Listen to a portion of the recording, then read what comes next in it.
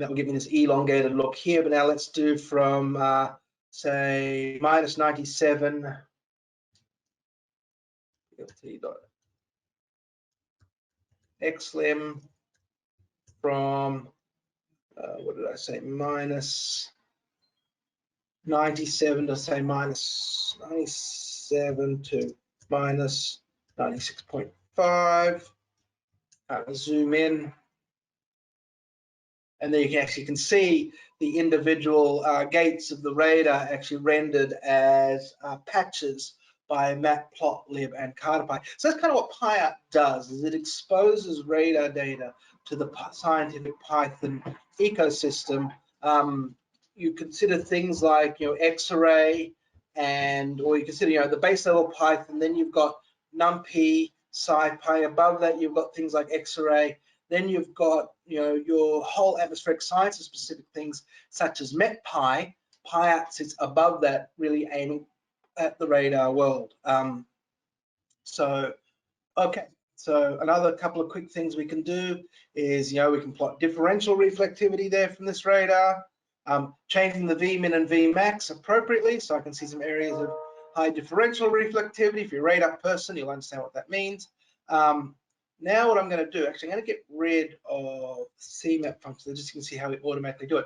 One thing I can do is I can pick out the Nyquist velocity from the instrument parameters in the radar, and then plot the Doppler velocity.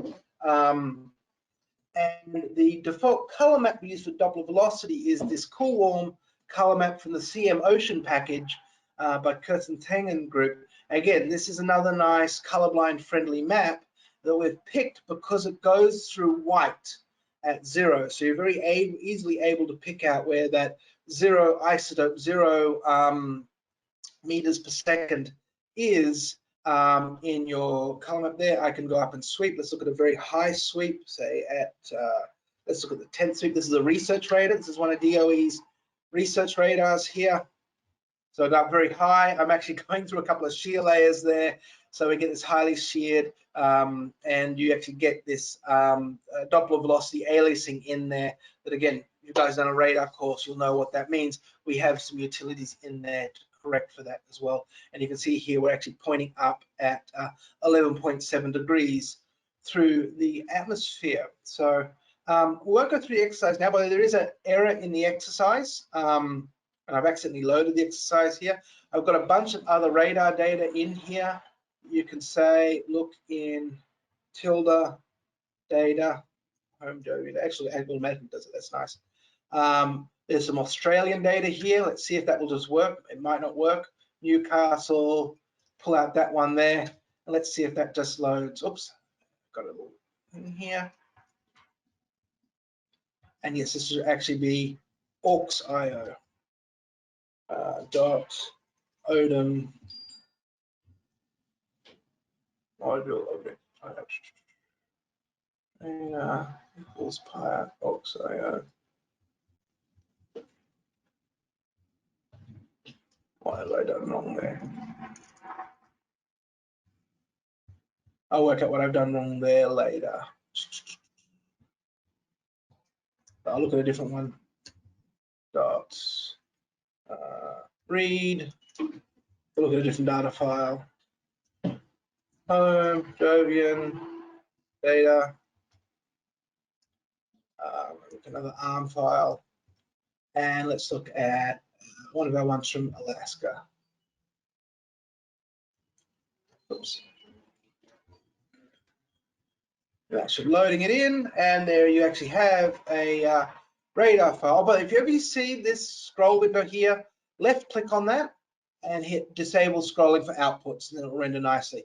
So this is actually another DOE radar oh, there, yeah, I think Ryan's right. I need to work out what I've done wrong there. So that is actually a radar that DOE runs at the northernmost point of the United States of America, of Utqiagvik, Alaska. And you actually can see here, it's pretty cool. You've got some light precip echoes actually, but most of what you're seeing there is scattering off the sea ice. Let me see if I can get that running. AUX.io dot Odom.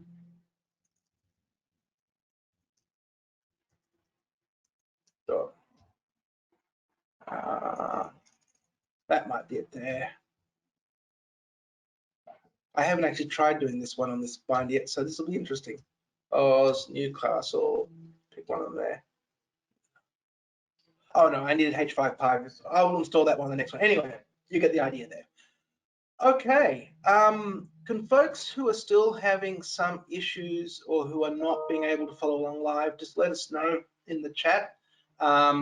We've got kind of a natural break now for a couple of minutes, and since you know, we know that we only need an hour now for Kevin's section.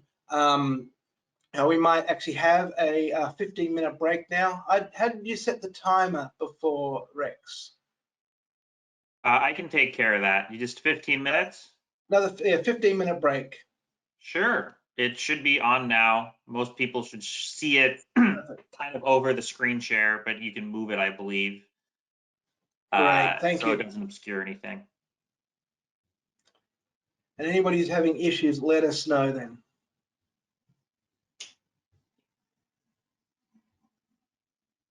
Just a reminder, everyone can use their microphone if they need.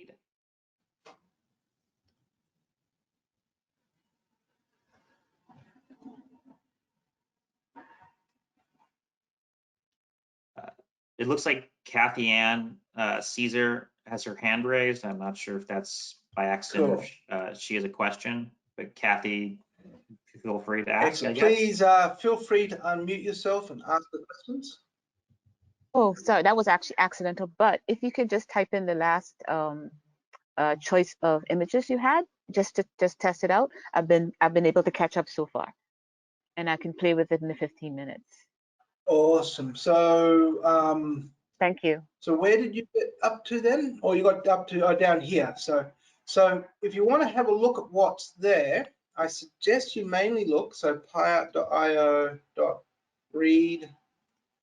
and most of them will be, and again, you get this nice tab completion thing. So I go home, it's in Jovian, data, and tab complete there, you can see you've got a bunch of different files there to play around with. And again, play around with changing the sweep number, the vmin, vmax, whether you look at the different variables. Again, to actually look at the variables, wait till it comes up, you can do radar.fields.keys.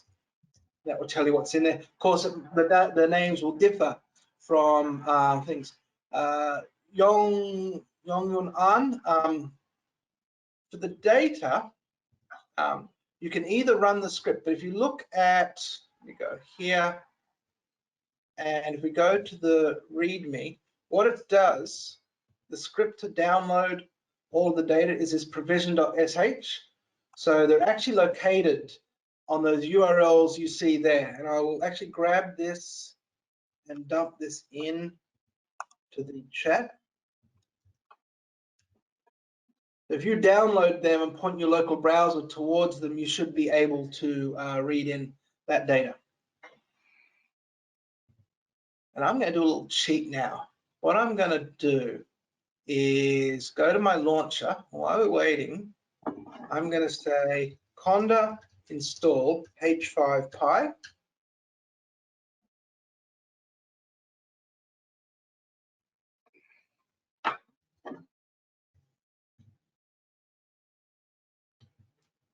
And for those who aren't finding the data, again, you can just go and re-grab that data in the URL. It's in data arm, yep. Okay, so actually what I'm doing right now is actually on the VM installing h5pi. Oh, it's not h5pi. Let's have a look at what it's called.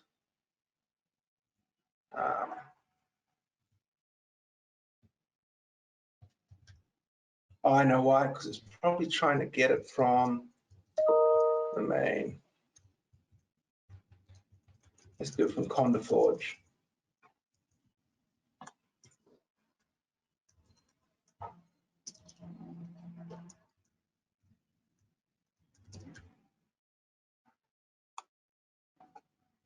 And for those who are having problems getting the data, I just put a URL there can get you the data that was in there. And Lauren, again, There are disadvantages and advantages. One of the disadvantages is sometimes it doesn't work, but the advantage is that everyone has the same operating system there. And we're actually going to do the final example. We're going to be accessing data in the cloud. And I find that when you're running on the Binder instance, it's incredibly quick. You're going to have to download data to your local machine.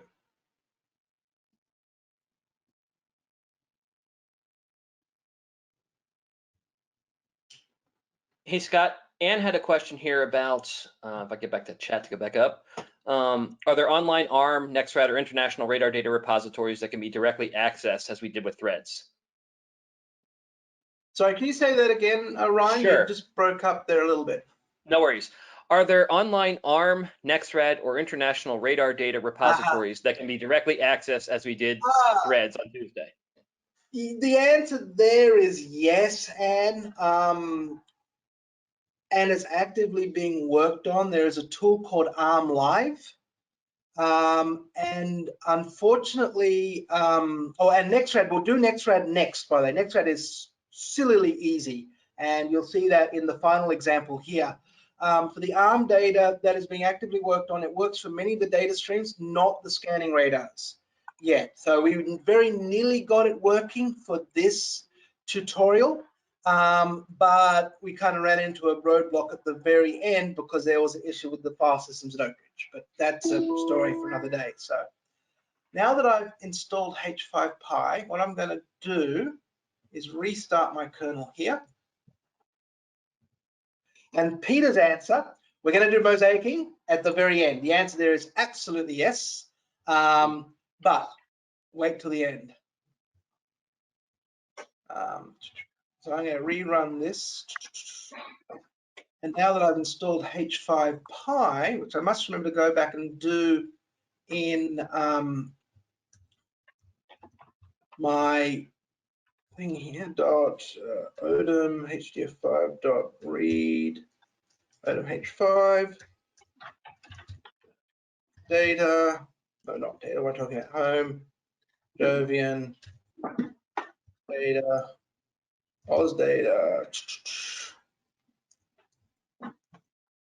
Newcastle. I don't know why I'm picking Newcastle.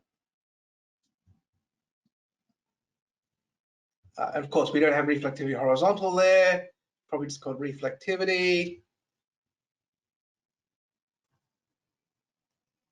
Where's my error coming in here? Oh boy, that's a lot of errors. Let me just strip this one right down.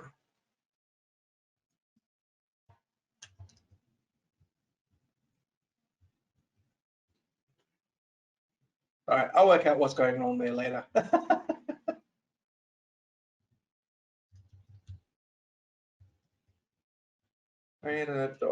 Fields. Actually, I do know what's going wrong here. It's because I'm using an old version of PyArt, but that's the data is definitely there. Okay, cool beans. How are we doing? I can't see the timer. Where are we up to in the timer? It's little over 7 minutes left. Excellent.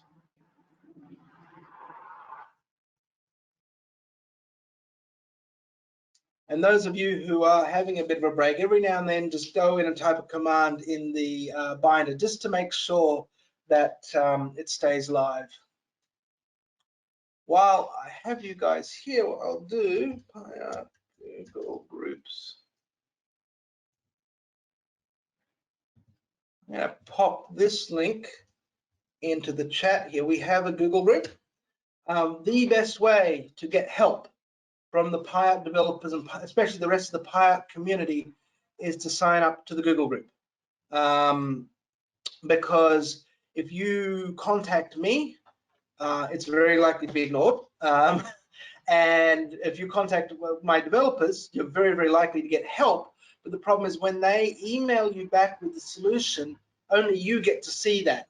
The nice thing about Google Groups is it's archived and the rest of the user community can see it. We have 276 people on the email list. So the answer is probably already there. The other thing, if you actually come up with an issue, we have a very active issue tracker here. So this is the PyArt repository. Click on issues,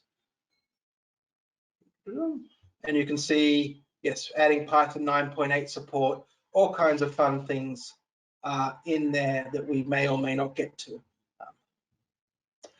And the data path, if you run the provision script, it should be in your home directory under data. If you haven't, then you can grab it from the links I posted earlier on.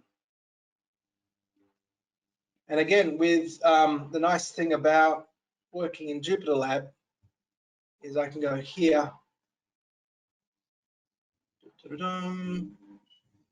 and I can get rid of this text here. Tab complete is always your friend. io.read tilde, we should expand out, tilde, data, what do we call it? And oops.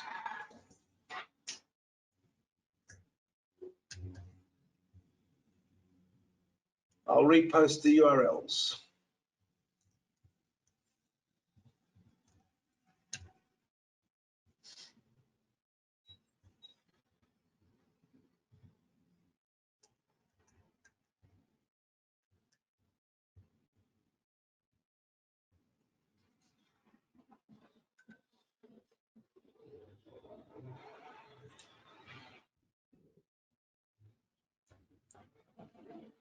Cool beans.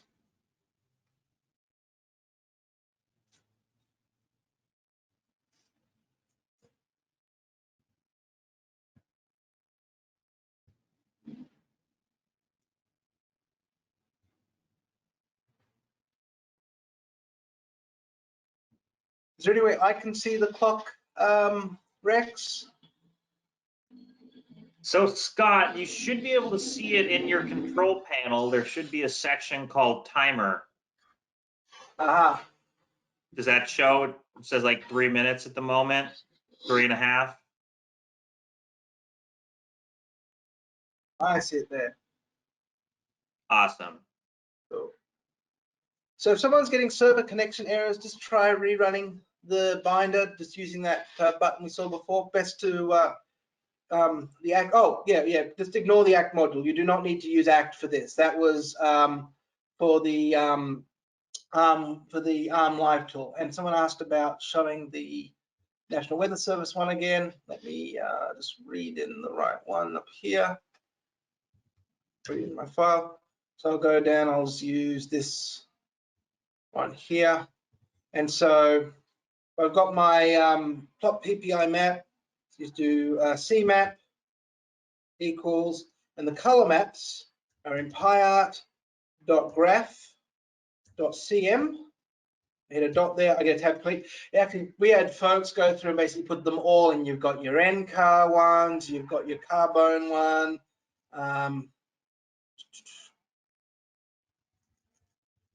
There's Tim Lang's ones there, but the one you're after, NWS ref, there.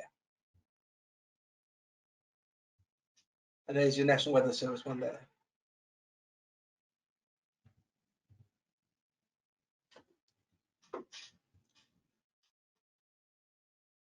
Yeah, so for those who are asking about ACT is actually the tool you can use to live download data, which was going to be part of this tutorial, but we took it out at the last second.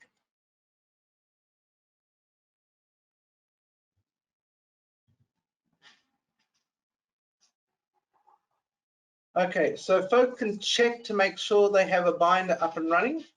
If it's not up and running, it's a good time to relaunch it now.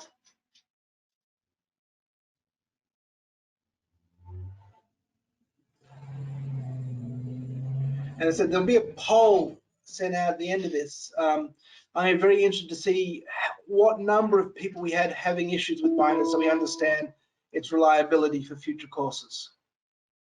It's we've given courses with binder before, and it's worked well because we've been able to walk around the room and look over someone's shoulder and help them get it up and running. Working remotely, if this has been a challenge. All right, I think that's 15 minutes by my clock. So our second tutorial for working with radar data using Python is it's something that people very commonly want to do. And that is when you have scanning radar data, such as those that are collected by, Nexrad or research radars, the Aws, it collects data in coordinates of azimuth, range, and elevation. So much of the work we do in atmospheric science is we like to work in coordinates of X, Y, and Z, or latitude, longitude, and height. All the equations that we tend to like to use and models that we run like to work on those Cartesian regularly spaced grids. So one of the features that we have in PyArt, and frankly we've spent a lot of time trying to make better, still not perfect, is the ability to map this radial coordinate data estimated onto a Cartesian grid. So same kind of thing as before. I've got a bunch of imports I'm going to make. Shift Enter to execute the cell. You can see my nice star coming up there telling me it's working. And I'm actually going to load exactly the same file as I ran before. So again, I can explore it, say, radar.fields. And they're all the same ones are there as before. First thing I want to do is just get some basic information about my radar and its coordinates. So I'm going to run this here. I'm going to make a new cell, and I can see that my max latitude, the maximum latitude at which I have a radar gate is all the way out at 37 degrees north, max lon, all the way out at minus 96 degrees west. This will be useful when we're doing some plotting later on. So let's look at PyArt's gridder. So this is all in the map module, mapping gates to grid. And I do a tap there. And with PyArt, there is a nice simple function, nice simple way of getting it done. But if you want to build something bespoke and custom, you can drill down and customize it as much as you want. The simple function here is our map gates to grid. And this takes in, one thing first of all to note, is it takes in radars, not just one radar. And so someone was asking about mosaicing, which we'll talk about later. The way in which our gridder works, when you have a grid point, an XYZ grid point, you're trying to estimate values of radar on, it will search for gates within a radius of influence. And you can send multiple radar objects to that, so it will automatically mesh multiple radars together, even airborne radars and ground-based radars. There is no time interpolation yet. It's something we really want to implement. So basically, it'll only really work well when all your radars have a very similar heartbeat.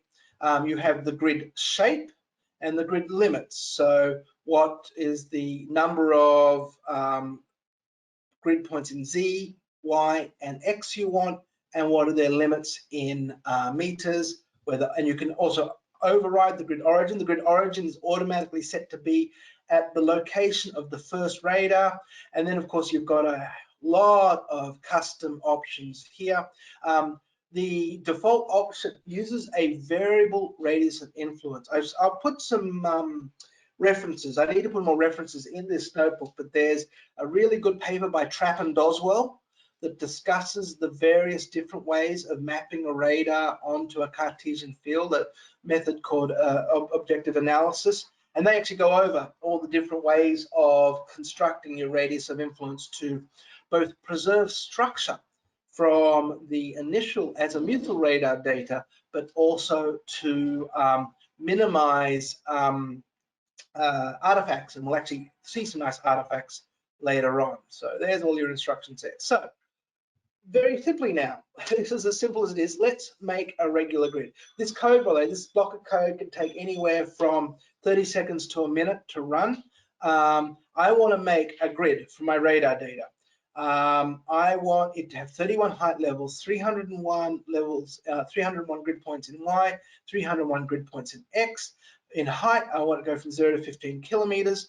And because the range of my radar is 120 kilometers, I want to go to plus or minus 120 kilometers in the X and Y.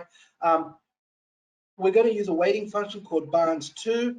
We need to change the default in there. You'll get a warning raised if you try and use the default because it's actually mathematically wrong. We've found that out recently. We've fixed that. And we want to use the reflectivity field in order to do some subsampling there. So I'm going to set that running. The speed at which this run depends on the number of points in your radar, the number of points in your target grid, and to a degree the speed of your computer. But the nice thing about this gridding is that it is pleasantly parallel. So, you know, when you see Kevin talking about high performance computing and using things like Dask, you can, you know, for a single radar file, you can grid it to a grid and you can send that out to as many processes as you want. So wait for that to finish. And of course, things always run a lot slower when you are doing a live demo. This seems, there we go, that's finished now. So all right, we've made a grid object. What do we get? So I do a question mark on that. I can see I've got a pi grid object. So grids dot, I've got the usual thing there, add fields as usual. The fields are in fields. I can see all my fields. And then if I say pick reflectivity, I can see I've got that there. And data is in data. Because it's a numpy array, I can already say what is the mean. There's my mean reflectivity. What is the max? There's the max reflectivity. I could, let's do standard dev. What's STD, is it? Oh, I can't remember. There you go. So on and so forth. There are my keys there. Now, you guys did all this great coursework on X-array. And you might say, Scott, when you were designing PyArt, why didn't you simply have PyArt's grid object be an X-array object? And the simple answer is we first started developing PyArt back in 2013. That's kind of around the same time your X-array kind of became a thing. So I hadn't learned about X-array then. We would have, of course, started with X-array if we hadn't already started development. However, there is a nice helper function there called toXarray. Which very simply takes my PyArt object and makes it into an X-array object. So I'm going to do that now. Xgrid equals to X-array. I can see this here. This is going to look very familiar to the folks who were here last week. I have an X-array object with coordinates, and I can already start doing the very nice things you can do. So reflectivity dot mean, so on and so forth. I can do cell, let's do just along y equals 0, x equals 0, and z equals 100, method, I think nearest.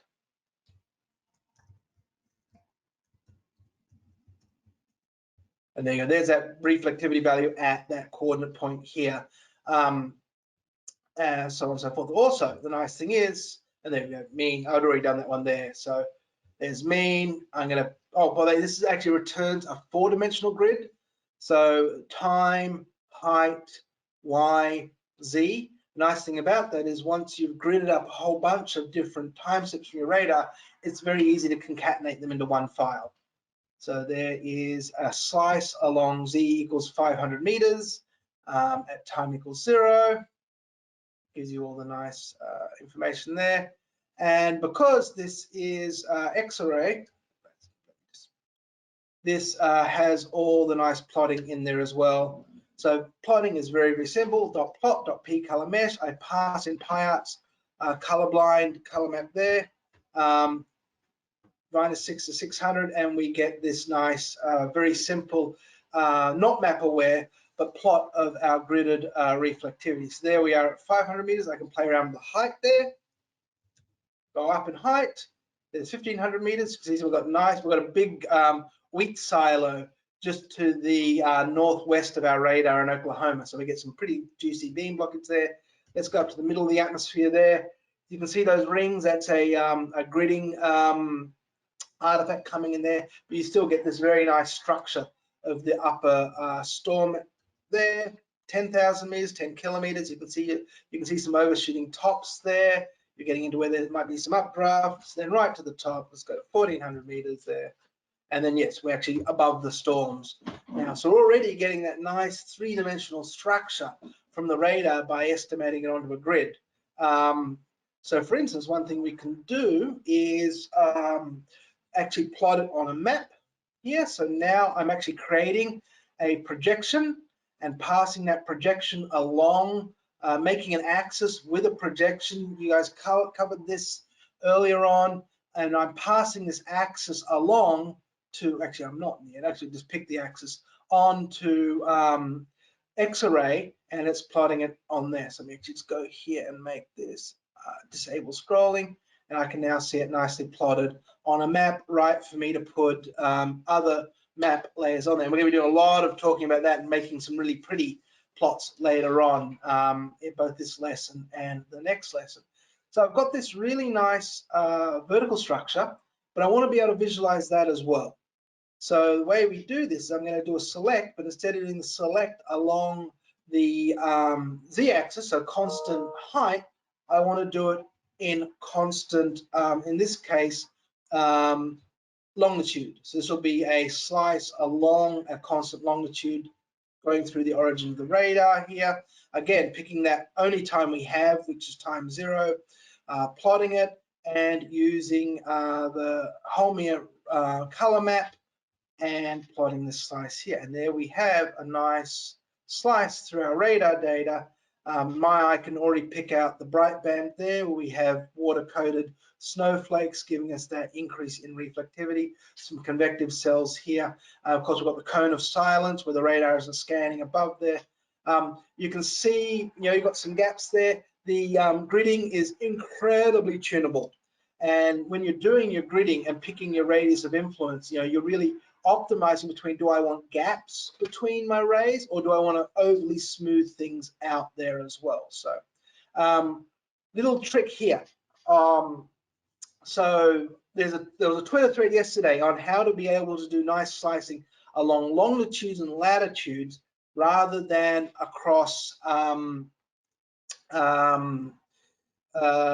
X's and Y's. And so X-array, like a lot of the packages you're learning about in the last 2 weeks, is being actively worked on. So this bit of code here will actually become obsolete soon. But what I'm telling it to do is, instead of using X and Y to do the indexing of my X-ray, I want you to use longitude and latitude, so I can do the selecting along those axes. So then I'm going to create a new X-ray object called Lalo grids, and I'm going to swap X for longitude, and I also, basically replace that with another Lalo grids X-ray object and replace Y with latitude.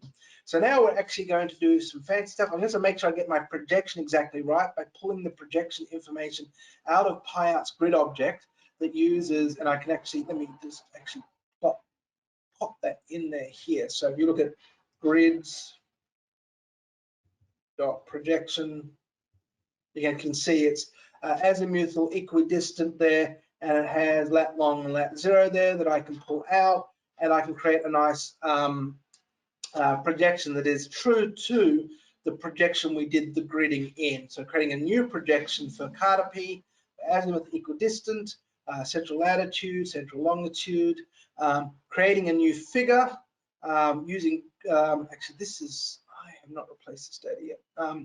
Creating a grid display here. Let's just run this. You can actually see you've got some warnings here because Carter P is actually live downloading some of the background data there. And there is my plot. So you can see here that I used Carter P's natural earth feature library. This gives you access to some very, very rich GIS layers, because we're in the middle of Oklahoma with this radar. Oh, that's interesting, Kyle. I haven't seen that one. Okay, we'll work through that one in a second. I don't know why you can't get, maybe Ryan might be able to help you with your projection issue there. So yeah, Cartopy has this natural earth feature binding to the library there, so you can pull down really rich metadata, really rich GIS layers. And since we're in the middle of Oklahoma, pretty much the only thing I've got to plot are state boundaries and interstates and roads. So I'm going to grab that one down. I'm going to grab lakes, just in case you had any lakes. So create that one down, get the 10-meter resolution, set the face color to none. Okay, here is something you all want to write down.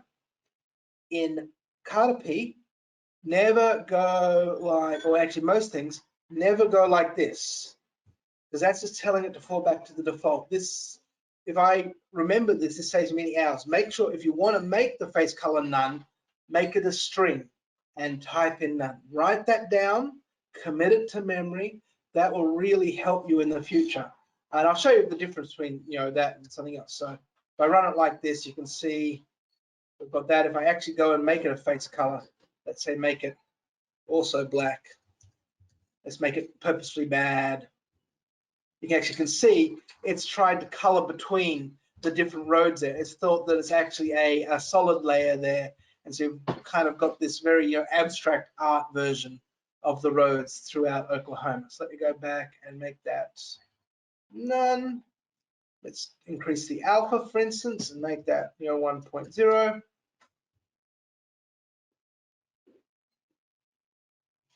There's my very dark roads now. Another thing to play around with, by the way, and this will come in the next lesson as well, is Z order. Oops. I think it's here or the next one, Z order. 0. Oh, no, sorry, I actually put it down later on. It's meant to be in. Actually, I think it's, and I also misspelled it. Lots of good things. And you can see what that's actually done is put the roads underneath the radar image rather than on top. This is really handy when you've got things that are solid, like a lake, for instance, or something that actually has some geographical extent. So there we have a nice plot showing our gridded radar data from ARM's C-band scanning radar with a slice along a constant latitude of 36.89 degrees and a constant longitude of -97.45. You know, showing a nice storm structure there. I can move that around. So let me see, we've got this nice stratiform region at about 97 degrees. So let's go up here and say slice through at 97.0. I can see now I'm nicely slicing through that stratiform region. Again, beautiful bright band signature. So this is, you know, you could do a lot of science on this and have a lot of fun in looking at the convective versus stratiform regions. Let's now move my other one up. Some interesting convective elements here at about 37 degrees, let's say. So come up here and say through 37. 0. Now we're going through that nice convective element there. Now you actually can see the slanting of the rain shafts in there. Say, for instance, I don't really care about the color blind. I can go up here and say, instead of this, put in CM. Let's go really bad now. We have jet. No, we didn't have. I didn't even put jet in part. That's good. CM.NWS reflectivity. Copy and paste this into my other areas here. Tab, I'm hitting tab. So when you see me doing that, I'm typing P, what I'm typing right now, PYA, hitting tab. That tab completed there. There was no other option there. I hit dot, I hit tab, and I get a whole bunch of options there. It's tab completion. So I go, oh, look at this. I want graph. I'm going to hit a G, and that will slowly narrow it down. And then I can actually go along here and hit enter to select that .cm, hit a dot, cm. I'm hitting tab again, my hand is hitting tab, and you can see all those different options there. I hit one letter, it will narrow down those options there. National Weather Service reflectivity. So that is the power of Jupyter. Actually looking at the doc string for these functions and actually helping guide you in that. So, and there is our plot made with the National Weather Service color features in there. So again, lots of a very divergent, non-perceptually uniform color map, but yes, it really makes some of those features pop out there.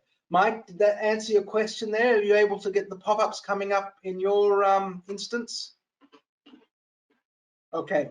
Are you running on the binder or are you running locally?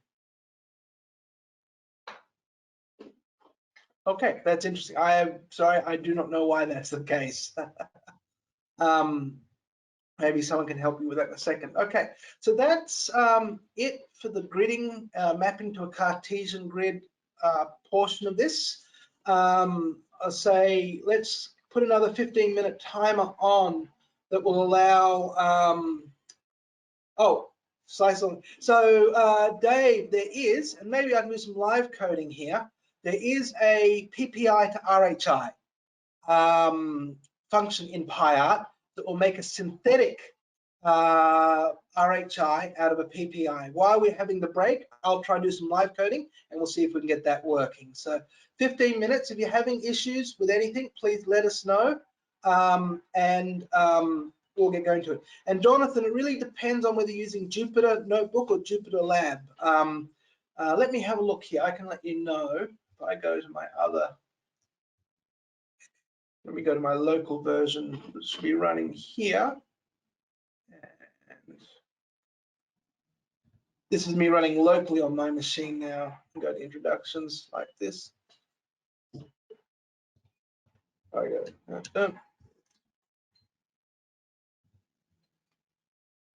go radar.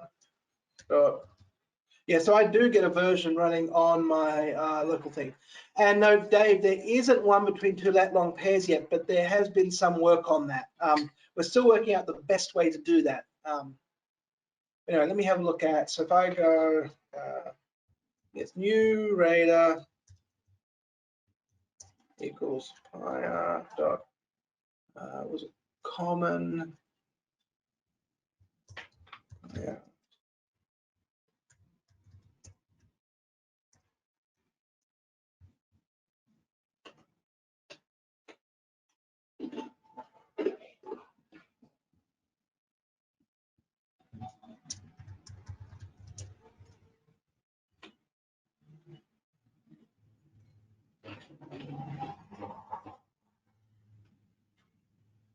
By the way, there's probably someone's actually already brought up your issue there, or your request there.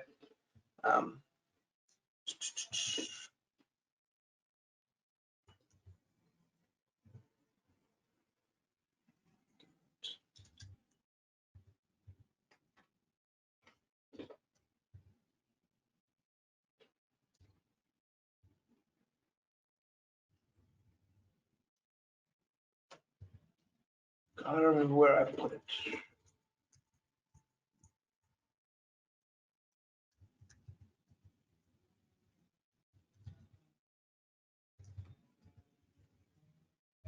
I'm gonna ping my developer because I can't remember where I put it. Me.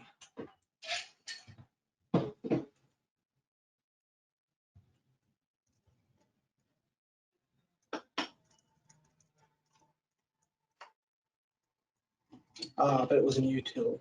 Right. There you go, cross-section RHI. Let's do a question mark there. There we go. So let's do it from our radar. Let's do np.linspace from 1 degree to 15 degrees and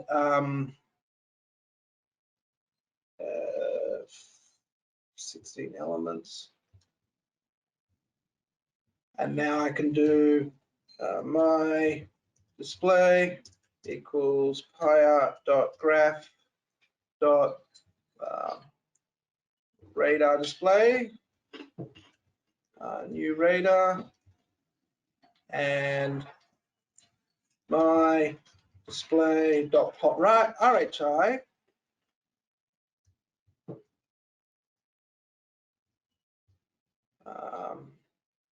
reflectivity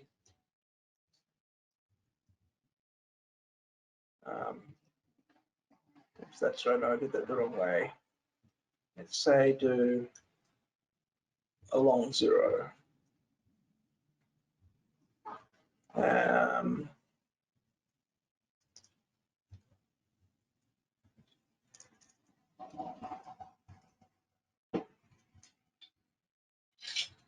Now, okay, let's have a look at what I've done wrong there. Cross section right chart. So we go.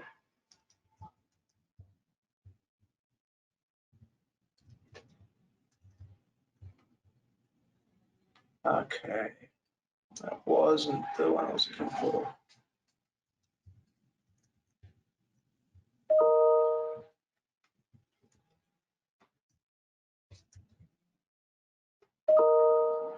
Might have been this one. That's it. That's the one I'm looking for.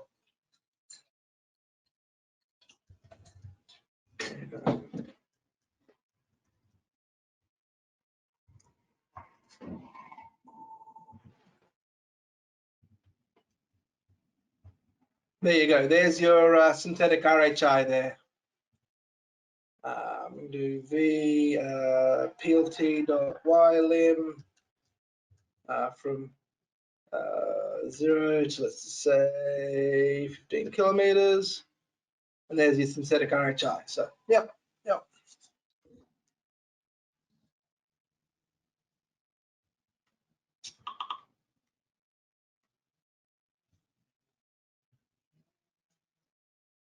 Cool beans.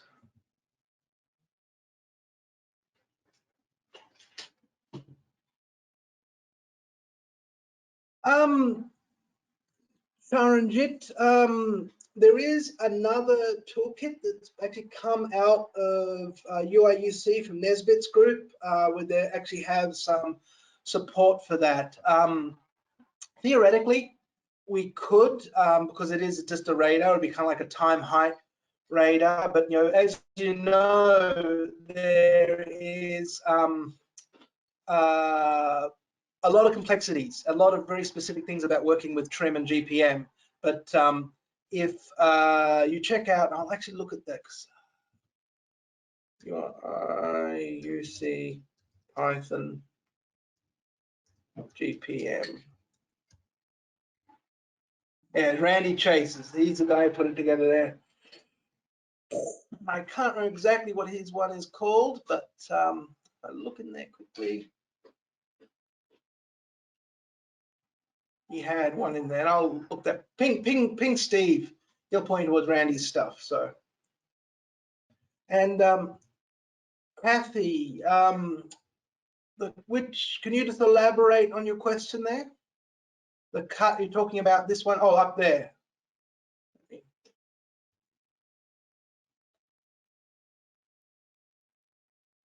And so the cut. Sorry, yes. Yep. Yes. Yeah. Thank you. Right. So you can see the latitude is set there and the longitude is set there, and you can set the height of the cut up here. So I can take that back down to near the surface. There, right down near the surface. We've got that beam blockage in there again. So. And again, by the way, I really don't expect everyone to walk away from this being experts in PyArt. This is really, and I really should have said this at the beginning, this is an on-ramp. So you can know enough to know what questions you need to ask. And for those of you that attend the European Radar conferences and AMS Radar conferences, wherever we have them again in future, we always run a short course on open source radar that covers not just PyArt, but also covers the European RadLib package, the now Canadian BoltRad package, and the newly reinvented LROS package as well.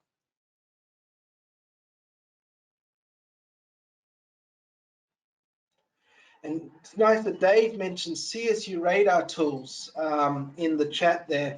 One nice thing that's happened with PyArt is that on top of PyArt, folks have built a whole suite of different applications. So someone might ask, you know, Scott, why isn't there hydrometeor ID code in PyArt? And I'll go, because there's hydrometeor ID and CSU radar tools.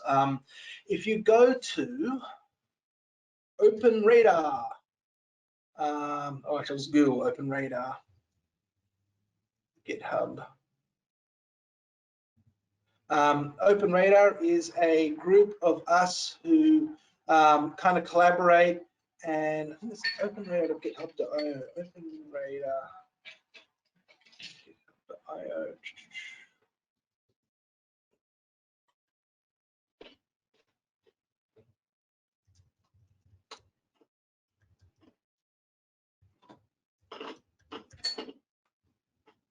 There it is there. And we actually have a listing of a whole lot of repositories. So if you actually click on projects there, you actually can see a lot of the projects that are being worked on. There's PyArt. This is a really cool new one.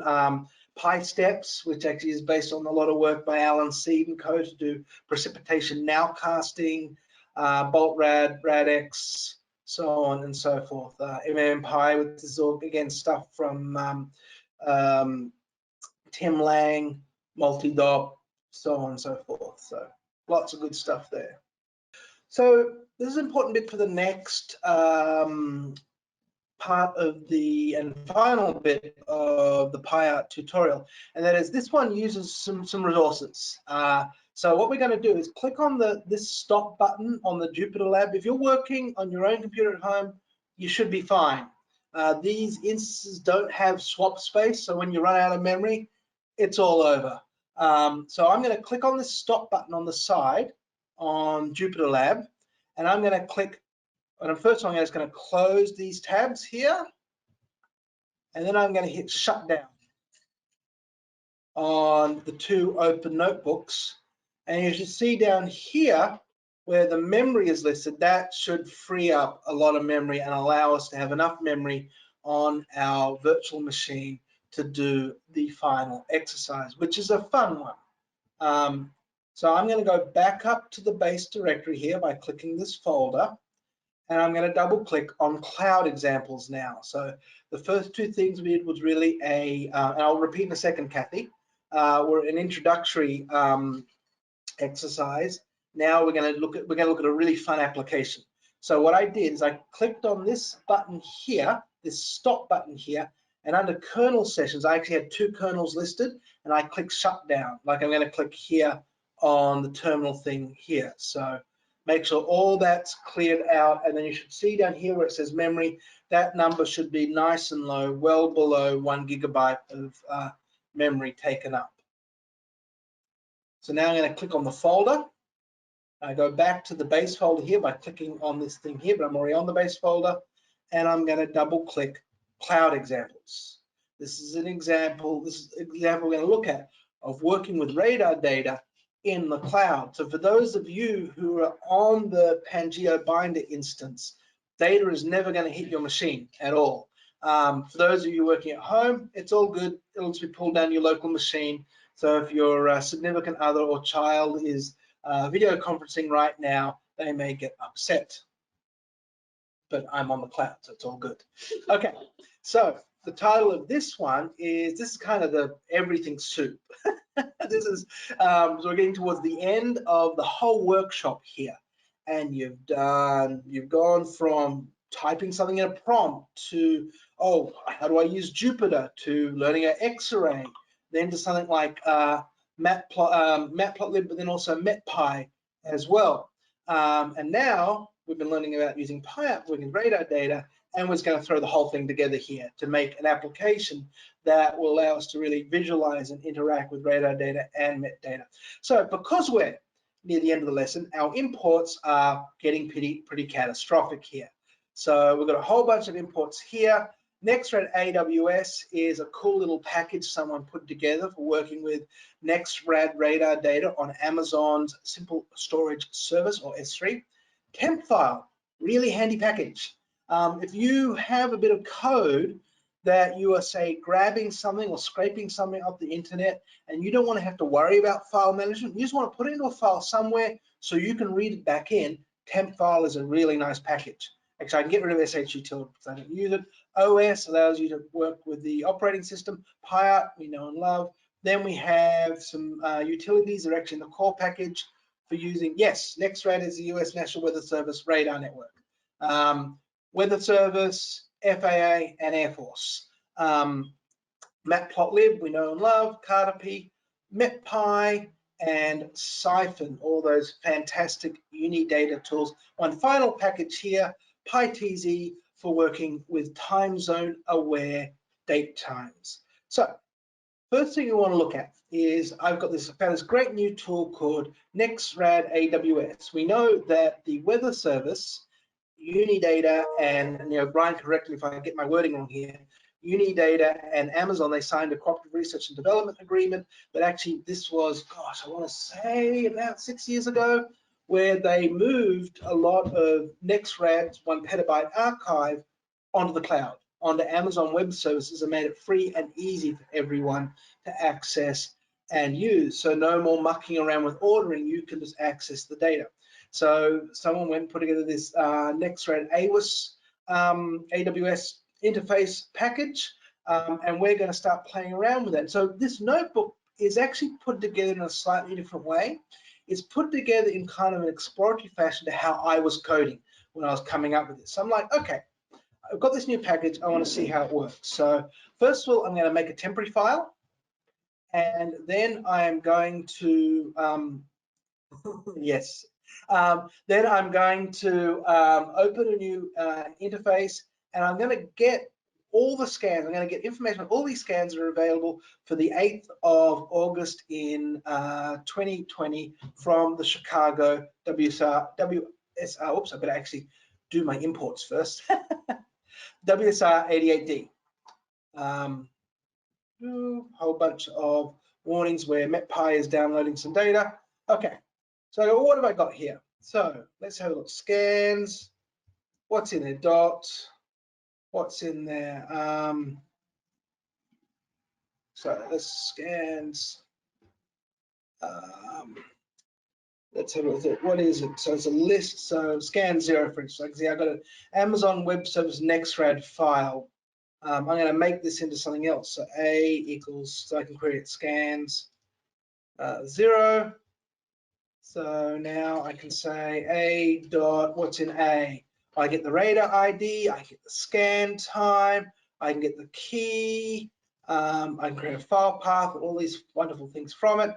And if I look at connection, I can see I can also do connection dot, and I've got download. Well, what does download do? Let's have a look at this. Download, okay, I hit this, and I hit it with the AWS Nexrad files, and I can download a, oh, actually, I didn't even know that. I didn't even know it's multi-threaded. I can download a file directly from Amazon Web Services. Okay, let's give that a go.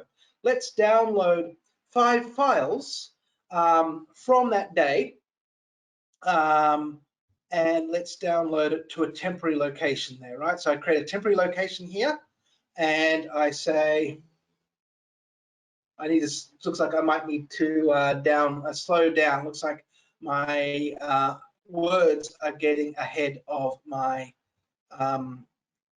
updates in the screen. So I am now going to download 5 files, the 350th to 355 file from that day to the location, so which is a temporary location, which actually means that what I'm going to do, I'm going to turn off my webcam. That might help speed things up. Webcam, stop sharing my webcam. Let's see if that makes a difference there.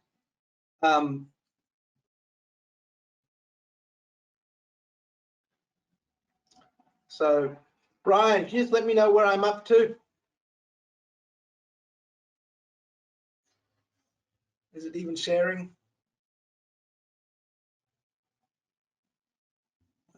Okay, cool. Hey, I'm taking a look.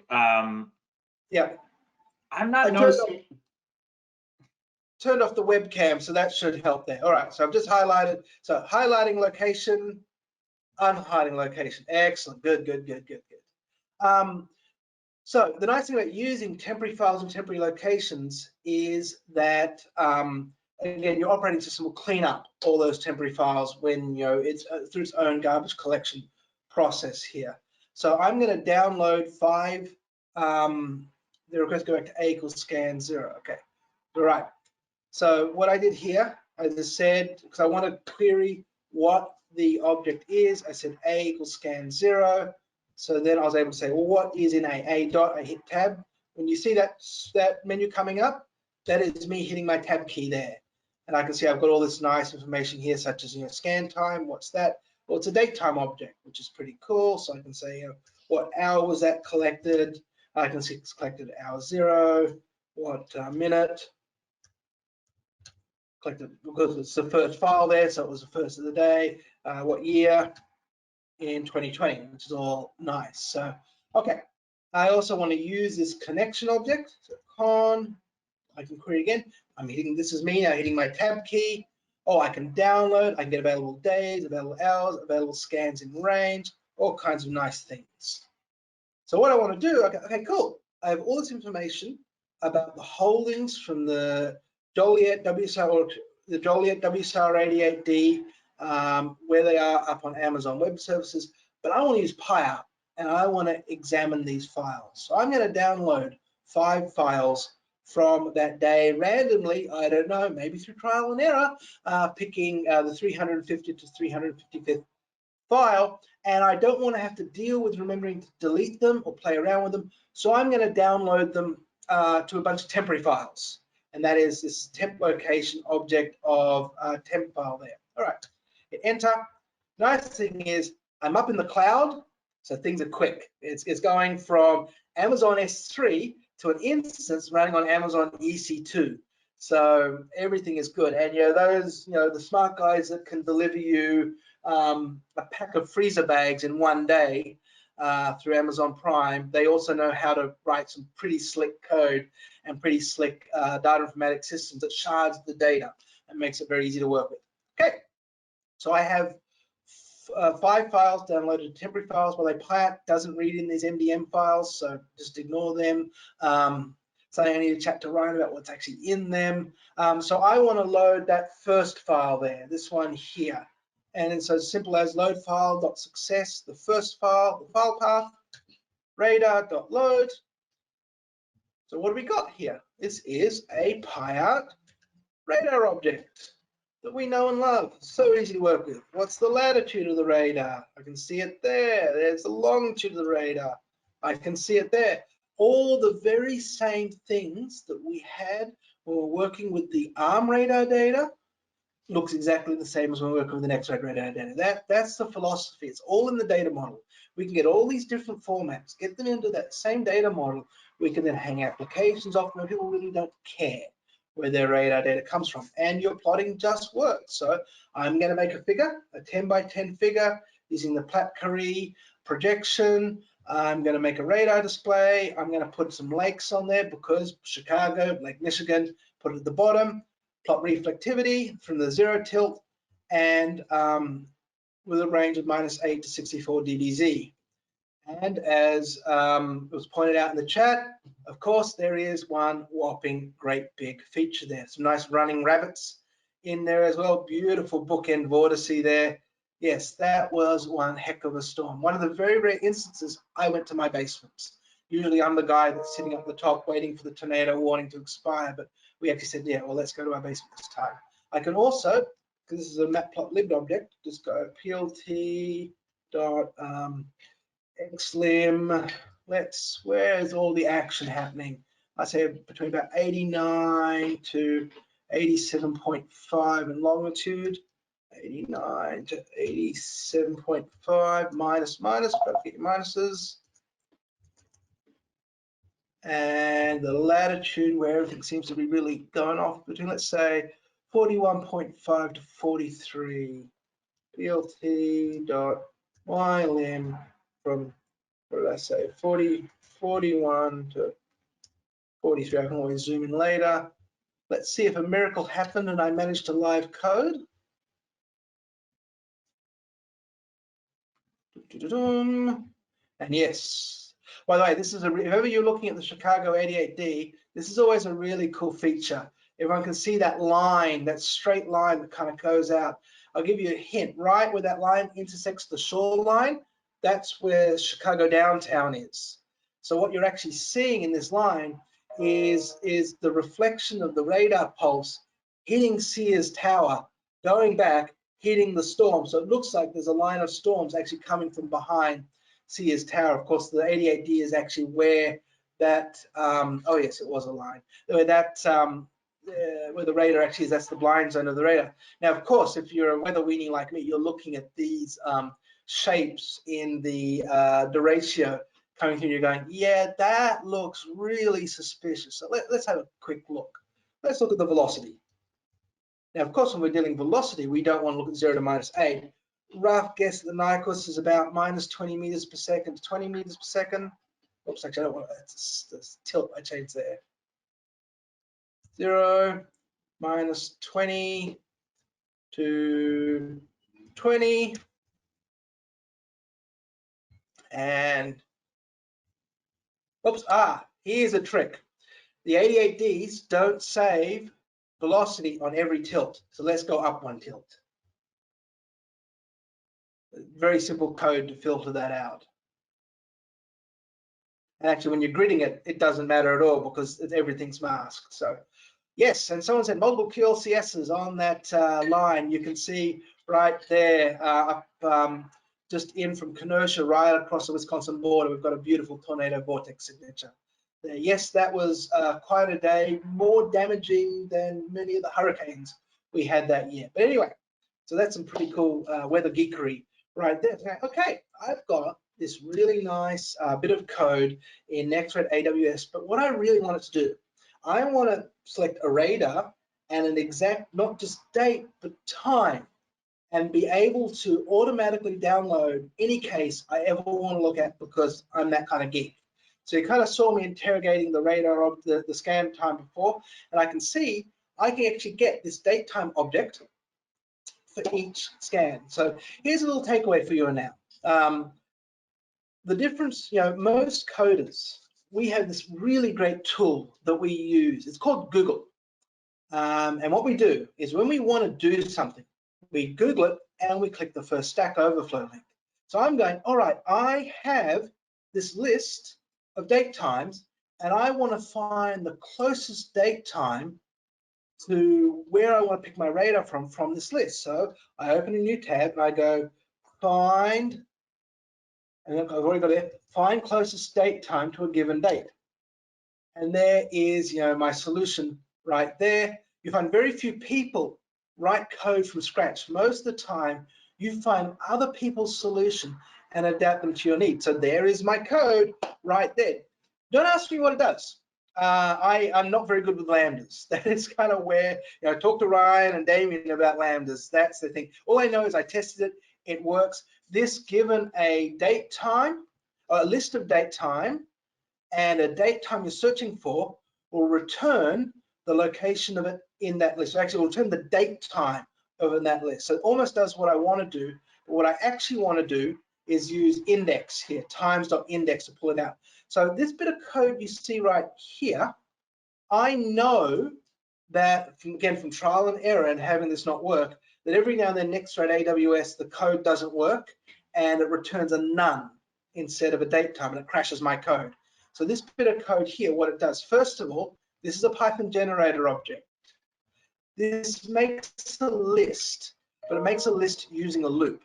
So for scan in scans, make a list out of scan.scanTime. So take all my scans, take scan time off the end, and make them into a list of date times for me there.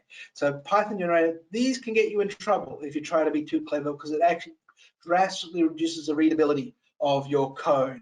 I create two empty lists, good scans and good times, and I loop through all those times in the scans. And if that time is not none, if it actually is a date time, I append it to make my good lists. And then I try and find the nearest date time to where we know things were really happening there, which was at 20 Z, 6 minutes past the hour, 55 seconds past that, and get the index. Oops, what have I done wrong? I haven't actually run this code yet. Here, nearest, run that, boom. And let's see, make sure I actually got the index of what we want, print index. So it said it got the 345th index. So if I go good times, index, I can see I've got the very, very close to the actual time that I was looking for within a couple of minutes. If you're practicing Damien's and Kathy's defensive coding, you'd write tests to make sure this worked. But I said it worked, so I wrote a very lazy function with no doc strings, no tests. It just works. So this is my cool little code called Get My Radar. You pass it through one of those Amazon radar connections that we saw that I queried up there, a site you want to get the radar from, and the date time you want to get it from. You notice one thing I tend to do when I'm coding, especially in Jupyter Lab or Jupyter Notebook, if I've used a variable name when I've been playing around with code, I make a good point to use a different variable name when I'm actually writing the function, just to make sure I don't end up getting myself tied into a knot and having a variable referred to from somewhere else. I don't know if that's a good practice or not. It's what I do because it saves me headaches and stuff like that. So anyway, lots of code in here, but it basically does what I showed you before, including actually getting PyArt to read it in, downloading the data, and returning a radar object. So I'm going to execute that. So I now have that function. And for your enjoyment here, I've included a bunch of different events we're going to look at here and play around with it. I'll let you do this in your own time as well. I said that Pangea binder will remain active until something breaks and it's not active anymore, and then you can just complain. So you can go through and play around with it. So for instance, one of the ones I'm going to look at is this recent case, because we're going to play around with MetPy and Unidata's thread server. The thread server only saves metadata for the last 30 days. So we're going to look at one event in the last 30 days, which we're going to use a radar from the deep south. I can't remember which one exactly that is. And I'm going to say, get me, I know there was a case because I actually went and looked at SPC's tornado reports. And I know there was a report of a tornado down to the Panhandle on the 15th of February this year, which by the way was just before, that was that line, that barotropic zone, that baroclinic zone that actually preceded the cold outbreak that kind of flattened Texas and everywhere else like that. Anyway, enough weather geekery. Let's run our code. It finds the closest time there at 2140, which is kind of close to what we're looking at. 2138 we're asking for, it found 2140. It grabbed me a radar file. Again, let's query this thing, see what we've got. Radar, yep, just a PyArt radar file. And let's look at the latitude. And we can see we're down for the south, 30 degrees north. Let's plot it. This is a little more bespoke plotting code now. While rather than relying on PyArt to do its defaults, I want to create my own plot here. So I create a map panel axis. The top left-hand corner is at 0.5, bottom right-hand corner at 0.8, leaving a little bit of fat at the side for color bar. Create this axis, use a Platt-Curry projection, create a radar display like we did in our first lesson using radar. I want you to plot reflectivity, the lowest tilt, minus 8 dBz to 64 dBz, use the axis I created. Do not embellish. Do not put all the bells and whistles we normally see on. I want to put them in myself, and don't plot a color bar. I want to put my own color bar in because I did not like the default one that was put in there. Once this is created, all the mappable objects you use to create color bar are saved to display.plot. So if you're making a whole bunch of plots, say 10 plots, that will be a list of 10. So create a color bar using matplotlib, link it back to the plot I made before, actually make it a thinner than normal color bar, shrink the length of the color bar, and give it a label. How did I know what all those defaults were? I simply went plt.colorbar and hit my question mark. And that gave me all those wonderful things. And I said, oh, shrink. And I can change the aspect ratio and stuff like that. So let me get rid of that cell so it's not plugging things up. Okay. And then I want to, I don't want, you'll see why in a second, I don't want the right-hand plot grid labels, long labels printed because they ended up overlapping with my color bar. Plot me some coastlines, plot me some states, plot me some lakes, and run. Bunch of warnings. And there we go. Again, some really nice running rabbits. Radar meteorologist, of course, picks up that and goes, that's interesting. And we have a bunch of nice supercells running on through the Florida Panhandle there. So, okay, that's pretty nice. I've got a whole bunch of other interesting cases. The other one we're going to have a look at here, because it is obscenely cool, is from Hurricane Irma. So this was Hurricane Radar. So, what did I call Hurricane Radar? I did, yep. Hurricane Radar, hurricane time, and plot that. Can someone just push something to the chat so I know that my internet connection's still alive? Everyone's been very quiet, so that's either a really good sign or a terrible sign. Excellent, good. You're good for me. I can So hear and see everything you. was either going really well or just terrible. All right, let's plot that out. There we go. That there's like looking into the eye of evil, isn't it? So there's Hurricane Irma there. This, I think, if I recall correctly, is the last image, the last radar scan taken from the TJUA radar before Hurricane Irma completely destroyed it. But I look at that and I go, my eye is drawn to that, and I go, I want to look at some of the detail there. So let's zoom in. I want to go up here and do a, I will in a second. Give me 1 second, Dave. I'm just going to zoom in. I'm going to go, there, you can look at it there. But I want to actually zoom in, closer in on that eye so I can see what some of that eye wall structure looks like. So about 18 to 19.5 there. So plt.ylim from, what did I say? I said from 18 to 19.5. 18 to 19.5 north. That should be ylim there. plt.xlim from what longitude do I want? Way out in Puerto Rico. So 66 to 64.5 minus 66 to 64.5. Don't forget the minus. Let's see if our live coding worked. And there we go. That is just incredible. You can see some of the echoes in the eye wall. Some people talk about being trapped birds and stuff like that. Beautiful structure in the outer eye wall there. And of course, I want to see what that velocity looks like. Actually, I haven't done that. Let's look at the differential reflectivity. And because we're using differential reflectivity, that's 1 dB to about 6 dB. So for those who aren't radar meteorologists, differential reflectivity gives you an idea of the anisotropy of the scatterer. So something that is really, really high dBz, such as the 6s we're looking at there, is something that is incredibly oblate. So what we're probably looking at in this eye here are probably birds that like have a long wingspan and are actually trapped in the eye wall. I can see some moderately oblate raindrops there, so on and so forth. Now, of course, that gives an idea of the microphysics. Let's look at the dynamics now and look at velocity. And let's do, again, minus 20 as a rough guess at the Nyquist to 20. And, oops, and of course, aha, let's go up 1 tilt because of Nexrad not having that velocity in the lowest tilt.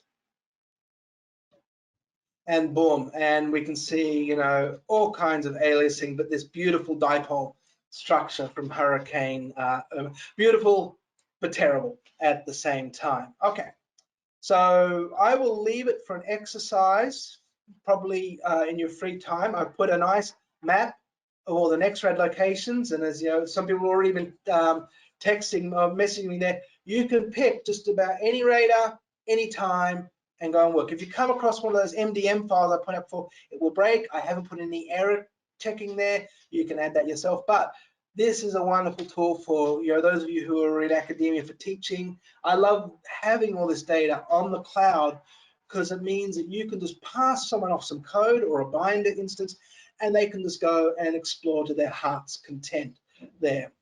So again, so you can enter your code here and play around. Okay, this next exercise, you need to pay careful attention to this memory part here. I do tell you, yeah, so Jonathan, you should change Vmin and Vmax for velocity because you're going to use different ranges for velocity than you did reflectivity. So I changed that so when we had it set to reflectivity, it was like -8 to 60. I changed Vmin to -20 and Vmax to 20. I can play around with other numbers there, but that will just wash it out. Or I said -2 to 2, I would blow my color map out, but then you can get an idea of some details and stuff like that. So of course, yeah, this is -2 to 2, so it looks kind of crazy. -20. And of course, I can actually grab the Nyquist from the radar object, but I'm being very lazy. There we are, back to our full glory there. Okay, so this next bit is where we really start playing with fire here. So I can see I already used 1.62 gigs of the 8 gig of memory I've got. So you're going to see a couple of steps through here where I'm trying to really conserve memory so I don't end up crashing the kernel here. So first thing I do is I use the Python del command. I'm telling Python here, done with radar, don't need it anymore. You can delete that, and then Python's garbage collector will free up some memory. I want to look at a case, this recent time case we looked at before, which was that Florida Panhandle hurricane case.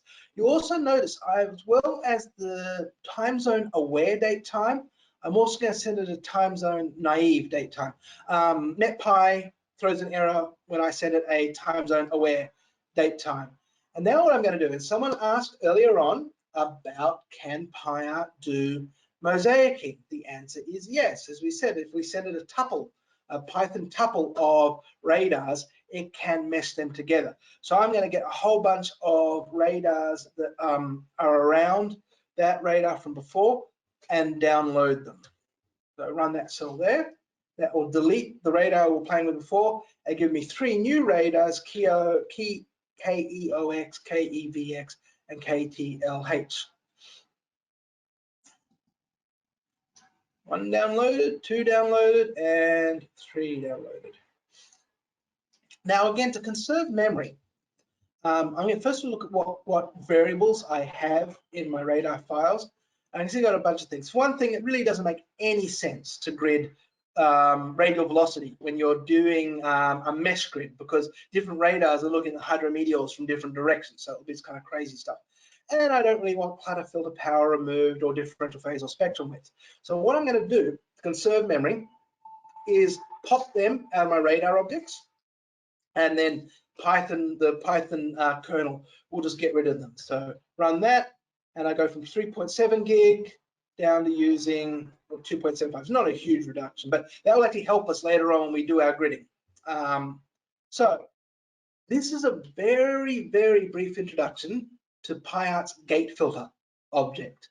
So anybody who's worked with radar codes before, often folks will do filtering on a variable, like only plot when reflectivity is greater than 10 dBz, or only do my retrieval when my correlation coefficient is greater than 0.95 or something like that. PyArt uses gate filters. Gate filters allows you to create a mask that can be passed on to other functions. It can be passed on to all our plotting functions, our gridding function, and many of our retrieval functions. So you can construct a gate filter to tell a module in PyArt where to run your code.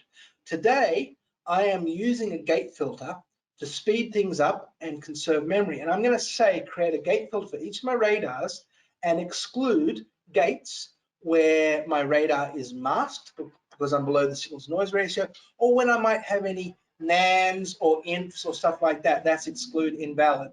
and I can pass them on to future functions here. So let's create these gate filters. The gate filters would be a whole another lesson in a tutorial. I just encourage you all to read the documentation on that. It's quite extensive here. And now this is where we're going to do some real heavy lifting. I am going to create another grid, and this is going to be a big one. I want 16 levels, 401 by 401 elements, 0 to 15 kilometers, but I want it to be, 800 kilometers wide, long, and 800 kilometers wide. And I want you to grid a tuple of radars this time. So these 3 different radars, I want you to grid reflectivity across correlation ratio, and there are the gate filters I'm sending to it there to say, listen, if you see a gate that is marked on these gate filters, ignore it in my gridding function. That actually conserves memory and space. And now we actually have a little bit of waiting to do. This again takes about 1 minute to construct, but again is very pleasantly parallel. So I'm watching here. The way PyArt's gridding algorithm works is it creates a search algorithm that for every gate, it looks in a radius of influence to find the closest grid cells. Now that actually sped things up significantly in the way we were doing it before, because it's far easier to search in space for a grid cell because it's on a rectilinear grid. So this is actually all the gridding code is actually written in C and optimized. It's all using Python by one of our developers, Jonathan Helmus. And again, we've spent a fair bit of time trying to get the gridding working well. We know we're doing a good job because when everyone thinks they're doing better than us, they always come back and compare it to our gridding algorithm. So that's always good that we've become kind of a gold standard. So, okay, that's done. I can see I've used up a fair bit of memory now. So just let's do some cleanup and get rid of those initial radar files from before. And now we have a grid. So let's actually interrogate that. What have we got? Grids. It's a PyArt grid file, just the same as before. What fields do I have?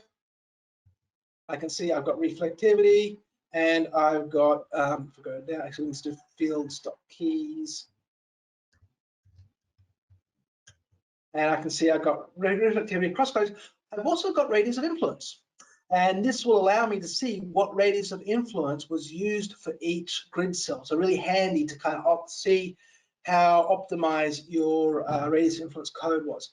Rather than muck around with PyArt's grid object, because of all the excellent things that X-ray, and X-ray is awesome and is the way to go forward, I'm going to turn my grids into an X-ray object and work out what the lat long extends of it is, just in case I need to use that later on. Okay. So as before, let's get our projection right. I'm going to get the projection from the original grids object, and I'm going to set up projection, same projection we used before, azimuthal equal distant.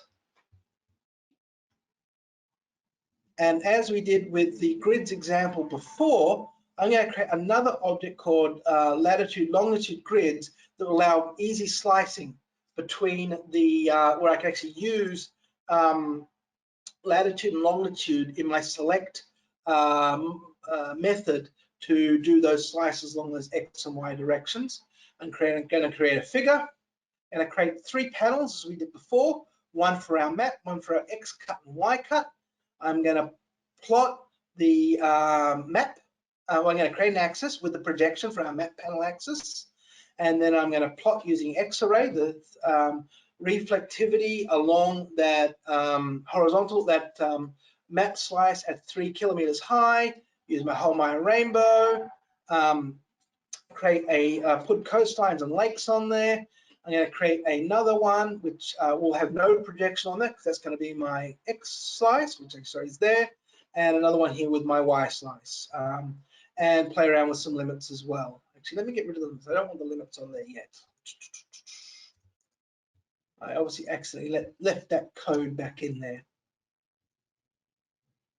And boom, there we go. There is a mosaic of 3 Nexrad radars. I can see my projection works. I can see I've got this nice cutting off reflectivity around the inversion across the lake, but there is that nice line of tornadic supercells and slices through it at 31.5 degrees and 84 or 85 degrees there, showing some of the vertical structure of the storm. Kind of go, yeah, it's a reasonable cross section there. Let's go through at, let's try and do a different slice here. Let's do a little bit further to the west, 84.8 degrees. And there we go. Now we're kind of hitting that main line there a lot more. Let's look way up in the atmosphere as well, because this is going to show you some of the strength of doing these mosaics.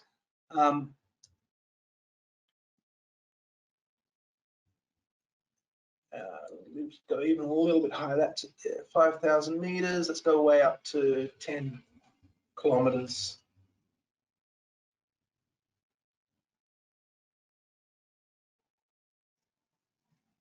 And there we go. You can start to see some of the artifacts in there.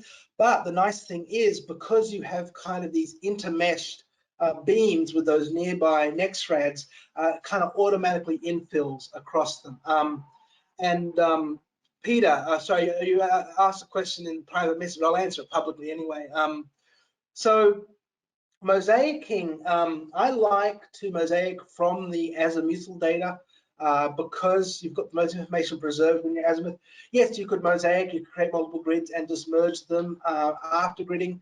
You know, my workflow is to do all my corrections and actually also do my retrievals in azimuthal coordinates. So for instance, I'm doing 100 meter ID.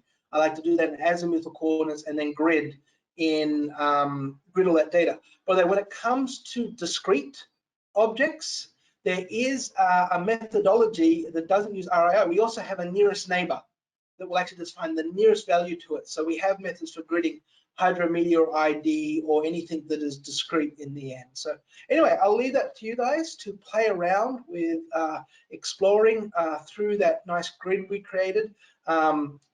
We've had a lot of fun, for instance, gridding, you know, from model radars. We've had landfalling hurricanes. You can get some very, very nice details by using multiple Nexrads. And when you're on your own computer, you don't have to worry about the 8 gigabyte thing. Okay, now for the grand finale.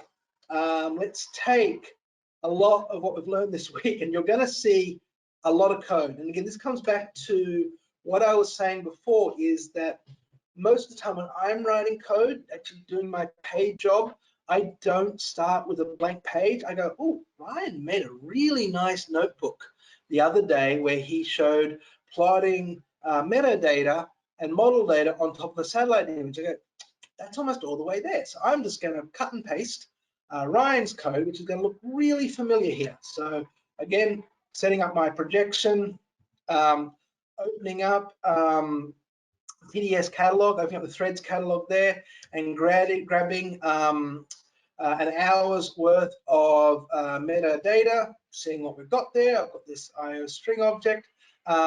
This again, I'm not even going to explain what this does. This is all was explained on Tuesday. This little bit of code here is when we pull out an hour's worth of metadata from the stations around where we're looking, often there's been more than one observation. So what we're going to do is make a function that finds the closest observation to the time of our radar from that 1 hour snippet. And huge kudos to Ryan for helping me code this up as I was writing my lesson while he was delivering the MetPy lesson on Tuesday. So create that function, use pandas group by to find the closest time step to that. Okay, that takes a bit of time to run.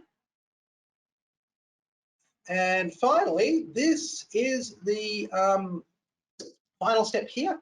Create our weather codes, create our plot, use our projection, grab our grids at 1 kilometer, plot some grid lines in, throw a bunch of good station plot goodness in, make some coastlines, some lakes, and then set an extent to the box that we're dealing with. So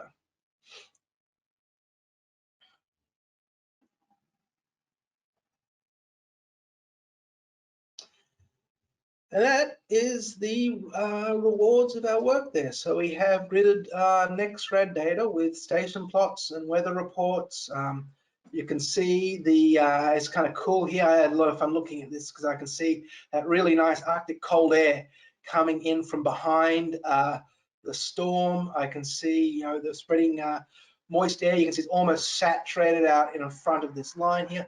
Very warm down south, so a nice warm southern sector, cooler northern sector. And yeah, just a lot of fun to geek out at. But here's the really cool thing is that none of this was done on my computer at all. This was all done in the cloud, all grabbing from automated data sources. You know, thanks to Unidata, we have threads. So again, I can just automatically pull that out. I could set this up with a cron job and have it run automatically. I could throw satellite data on there. I could throw data from my own weather station on there, so on and so forth. And the Nexrad data being on Amazon Web Services is the thing. Dave, your question is legacy data for metadata available?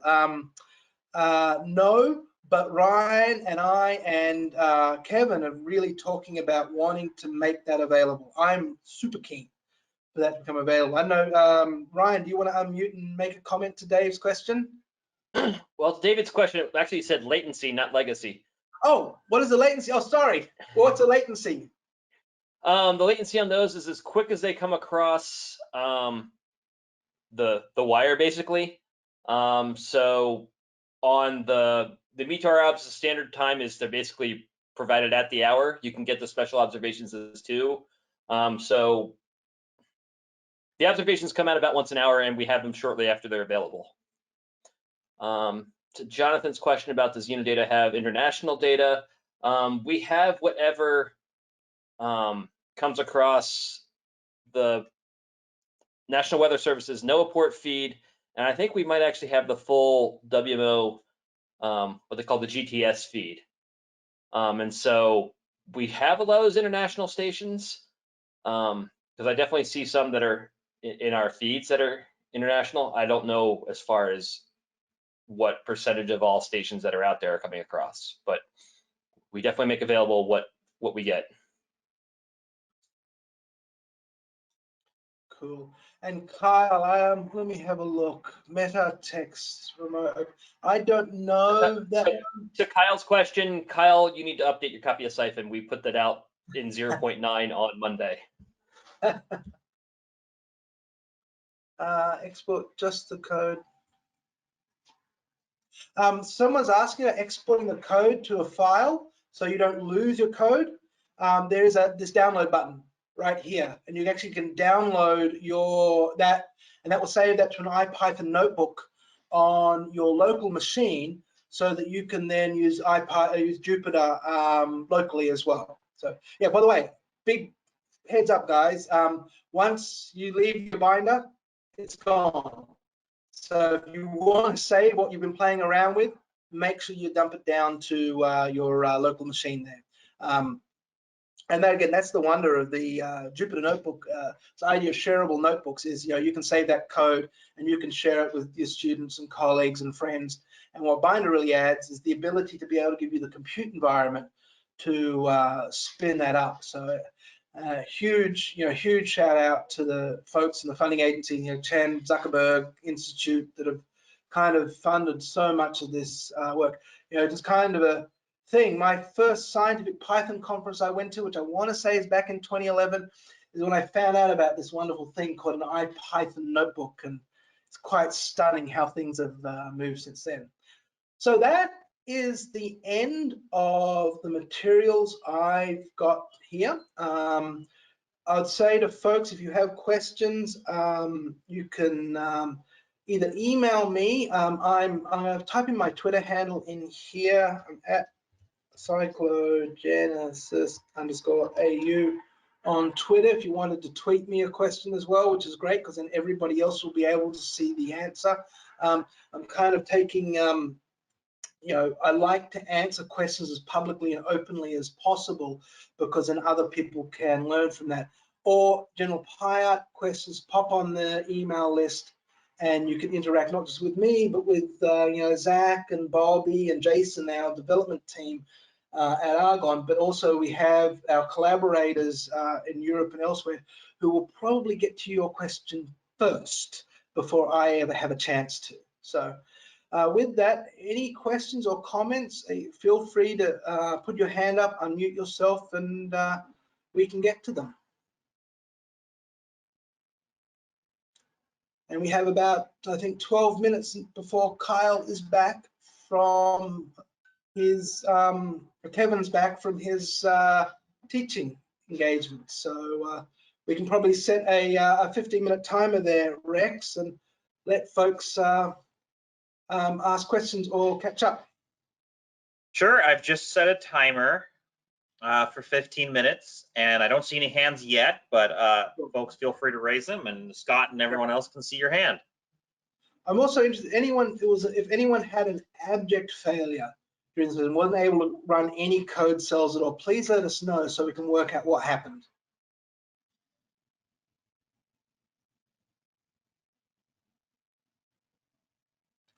And unfortunately, probably people who really had an abject failure might have logged off, so we might have had a bit of a culling there.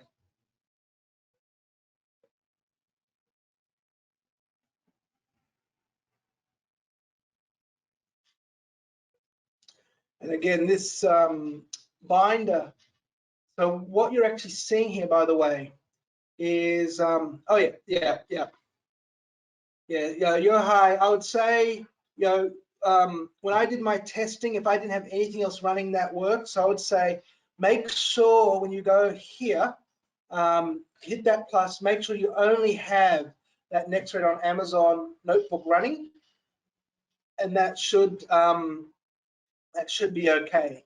Otherwise, if you just go up to here and hit kernel, restart, and run all outputs, that should run through without running out of memory. So this is a bit of a background. I used this opportunity to give this lesson. We've actually started making a centralized repository for all the training we're doing on PyArt. So you'll see over time, we're going to keep adding to these different folders here with examples as we come up with new ideas for coursework. And then each course will then get its own markdown file here that will detail that. But then the nice thing is the binder will remain up and running for as long as we can keep it up and running, as long as our good friends at Pangeo have those nice juicy instances with our 8 GB of memory we have.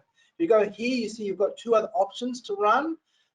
These are on the My Binder service. They only give you 2 gigs of memory, which means you can run the first example, but anything that does gridding is always going to run into that. Jonathan, change to tilt number 1. The way the Nexrad files are saved, or the way the Nexrad files are collected, they only have velocity information for every second tilt. Ryan can probably give us more information on the whole idea. I don't know if that's something to do with sail or something like that. I'll say it's not necessarily every other tilt, but some of the lower tilts, the way they collect the data, it is alternating. But then when you get to the upper tilts, then the data are combined for reasons of how radars work. But down at the lower ones, it is basically every other. Yeah. Yeah, the one thing you'll see about PyArt is it tries to remain as true as possible to the initial file content. So it doesn't try to fix things for you. It's up to you to fix things, or go to courses and where people tell you that, hey, when you look at the 0 tilt, there's going to be no velocity data if you're dealing with Nexrad. PyArt has code that can throw out tilts for you. But the nice thing is with the gridding, because all those gates in that 0 tilt are masked, it doesn't matter when you do the gridding.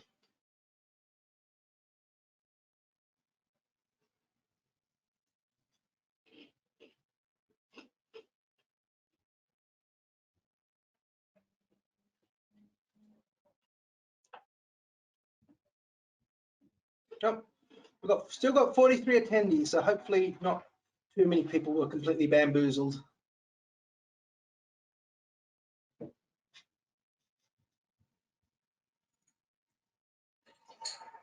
what it's worth, I'm sure some folks couldn't make just particularly one day of the course, but still felt it was worth it to register for the full package.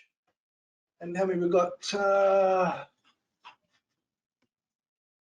1, 2, 3, 4, 5, 6 or so. No, 37 attendees. I'll take that. That's really good. This was a highly popular course. Yep.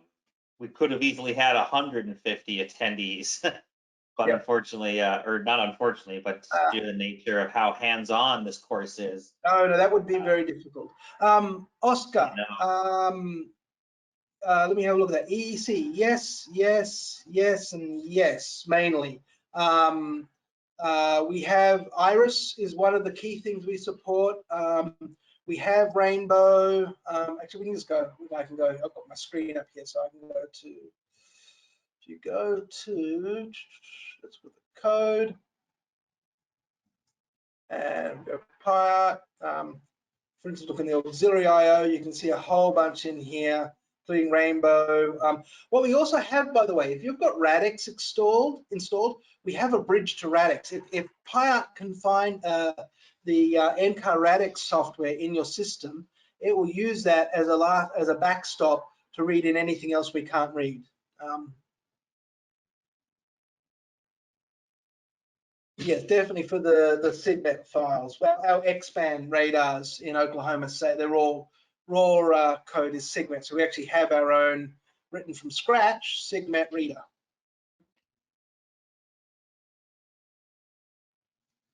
And I think that just means save. Ryan, you want to comment on Anne's Jupyter question?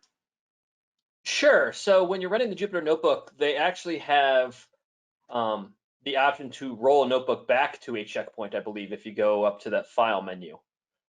I don't actually have it handy in front of me, but Scott, if you want to go there and go to File. File. So you see the option Revert Notebook to Checkpoint. So that's when you save in checkpoint. That means you create that checkpoint, and now you can roll back to that same checkpoint you got it to. Kind of a poor version control. Yeah. It's an undo button. Yeah. Yeah, for folks who are wondering, I mean, so you've seen a lot of, how you make a something.py file to run as a module, say if you're on a HPC set or something like that, and then you've got the Jupyter Notebook. My stack is, I actually do a lot of playing around with code in Jupyter, and I get it working and I explore in Jupyter, and then I'll show you on one of my screens. There's PyCharm up and running there. So PyCharm is my chosen editor when I want to actually make something, make a module, or even, especially I'm working like with markdown files or stuff like that. There are the environment files, for instance, from today, all written up there. You get nice formatting. It's pretty cool. And there's a free version of PyCharm as well, but I go for the paid one.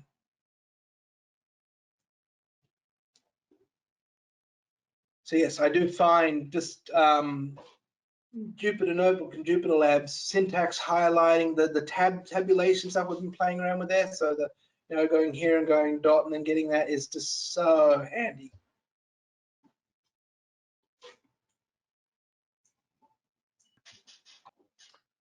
All right, well, we can get going. So good afternoon, and thanks everyone for sticking it out to the bitter end. Hopefully it'll be somewhat sweet for you by the end. But again, thanks especially to Damien for organizing this conference, and for everyone else, all the organizers, folks who have put together such great content, and everyone who's been able to assist, and especially thanks to all of you who have been attending. I know this has been kind of new for all of us, although many of us may certainly have been doing classes via Zoom, etc. At least for me, presenting a short course where we're familiar with and comfortable with wandering around the room is certainly a bit new to us. So we certainly thank everyone for doing such a great job, and especially for those of you who may have run into some issues along the line, for being so patient. And I think once everything is shared via videos and notebooks and GitHub, etc., definitely avail yourself of the opportunity to go back and re-watch all of the great content that we've had over the last 4 days of course material. So a bit of introduction for folks who may not know me. My name is Kevin Tile. I'm at the University at Albany, State University of New York in the Department of Atmospheric and Environmental Sciences. I actually got my master's degree here way back in the day. I think Python was still around, but was probably not, certainly was not at version 2 yet. But returned to work here in 2001 as the computer guy. And through some fortunate collaborations with the folks at Unidata, and of course, Ryan and Drew and Nicole done a great job with their MetPy presentation on Tuesday. That kind of entrained me into the whole fun world of meteorological and climatological data analysis and visualization. And in 2012, at a Unidata triennial data workshop, I actually had my first experience seeing what is now known as the Jupiter Notebook. And that experience about 9 years ago really jump-started my my whole drive to really get into Python. And I can certainly say it's revolutionized the use of, it kind of made programming cool again for folks in an academic setting such as I am. As a matter of fact, I just got out of a class that I co-teach every year for our junior level atmospheric science majors, and they are getting a good first, or in some cases second taste of Python with the class that I'm co-leading. But on to the course for today. So I have hosted a page on GitHub that I believe Damien sent out to all attendees yesterday. And on that particular page, I have a README and with the instructions for just a few extra packages that are necessary for us to work through the notebooks. And although I do have a link to Launch Binder, just as Scott had for PyArt, that certainly is not necessary. And in fact, for notebook number 2, since we're going to be working with a really big set of data in that particular notebook, I found that Binder is a bit limited since it's a shared resource. It's limited to just 8 GB of RAM, and that somewhere between 8 gigs and 16 gigs seem to be the cliff, if you will, for running the second notebook. So my idea is that the ideal way to experience and go through these notebooks would be for you to have cloned my repository for this portion of the course. And you should then, after retrieving it from Git, you should be able to navigate to the notebooks folder in your local environment and commence working through. But do make sure that you have installed these few packages. Should not take terribly long to install. So assuming we are all ready to go, I am going to jump to the first notebook. And this particular conclusion of the short course, we're going to introduce you to the Pangeo project, and it has been alluded to several times in the past 3 course days, and I'll just go into a little bit of detail here. One of the most common misconceptions about Pangeo for folks who are maybe just heard about it is, I think quite understandably, folks think that it's a package, just like MetPy, just like PyArt. Pangeo is, and so people will say, how do I install Pangeo? Well, Pangeo is really more of a project rather than a piece of software, and in some ways it is it could actually be thought of as a philosophy. I have linked to the Pangeo website in the prelude to this notebook, but it is informative to see the motivation that led to Pangeo spinning up probably about 5 or 6 years ago. And the goal is common to all of us who are probably here today, since we're working with an open source programming language such as Python, and using shared software hosting platforms such as GitHub. Our goal is to promote open, reproducible, and a keyword here, scalable science. So that's the philosophy of Pangeo. In terms of software, so as I said, Pangeo is really not a package that one installs. It actually constitutes an ecosystem. So several packages that we have already worked with in the past 3 course days, such as Xarray, Dask, and Jupyter. And we have seen that in almost all of the classes that or portions of the workshop up to now, we have increasingly resorted to accessing data sets that we haven't just copied to our local machine.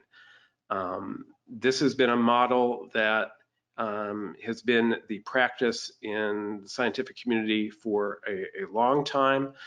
Typically, when we want to work with data, we have to download the data sets so we can work on our local machines or on our high performance computing clusters that we might be fortunate enough to have access to. But we're getting to the point now that the data sets are growing so big that even though disk drives are starting to increase, it's not uncommon now to see 16 or 20 terabyte disks that you can buy off the shelf. Well, when we're dealing with say the entire CMIP6 collection of model output, we're talking about petabytes. If we consider other large data sets, such as high resolution reanalyses, such as ECMWF's ERA5, or even remote sense data, such as GO16 and GO17, the model that has worked for many years is just simply no longer tenable. And so Pangeo is motivated very strongly by the desire to bring the people, bring the scientists to the data rather than bringing the data to the scientist. And so we are going to be using a lot of the packages that are part of the Pangeo Python software stack that allows us to increasingly seamlessly access these very large data sets. So even though a prime motivation for Pangeo is to work with these huge data sets, I'm going to seem to contradict myself right now because I'm going to be using a fairly, more than fairly, but extremely small data set. And there's a good reason for this. We talked a little bit, or I mentioned scalability up above in the Pangeo motivation. But if it's not going to work on a tiny data set, these techniques certainly are not going to scale up to petabytes. So if it doesn't work on megabytes, it ain't going to work on petabytes. So this is going to be a fairly simple example to get you acquainted with accessing data that is stored remotely. And we've already worked with that a bit in the past few notebooks. For example, during MetPy, we were accessing data that was housed on a particular type of data service called threads. Well, in this case now, we are going to, in this and the subsequent 2 notebooks, be accessing data that is on the commercial cloud platform. But very happily, these data sets are free and open data sets that one does not need to have purchased an account on either Google or Amazon or Microsoft cloud services to work with. So in this case, we're going to be working with a fairly coarse resolution sea surface temperature data set. But what's cool about it is that it actually extends back well into the 19th century, although as we will see, we will just be working with a subset of the data here. So these three imports should be familiar to you as we've worked with them extensively over the last three classes. But this is a new one, perhaps.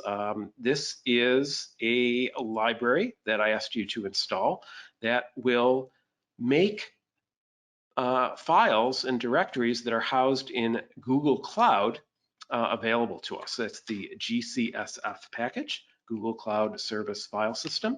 And this will make it so that, well, let me actually load the proper kernel since I'm running this on my own environment here. This will take care of that.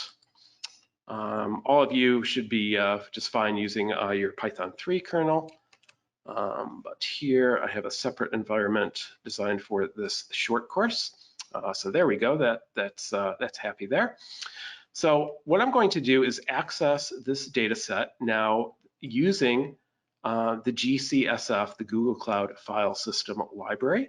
And I'm going to be pointing to this sea surface temperature data set that is in a data format that is really amenable for remote cloud-based storage. I believe that was, we talked about it last week, but this file format that is increasingly being exploited in cloud platforms is called ZAR. And the nice thing about ZAR is that Xarray understands, it knows how to read ZAR and write ZAR, and it will look to us just like an Xarray dataset that we have already been working with.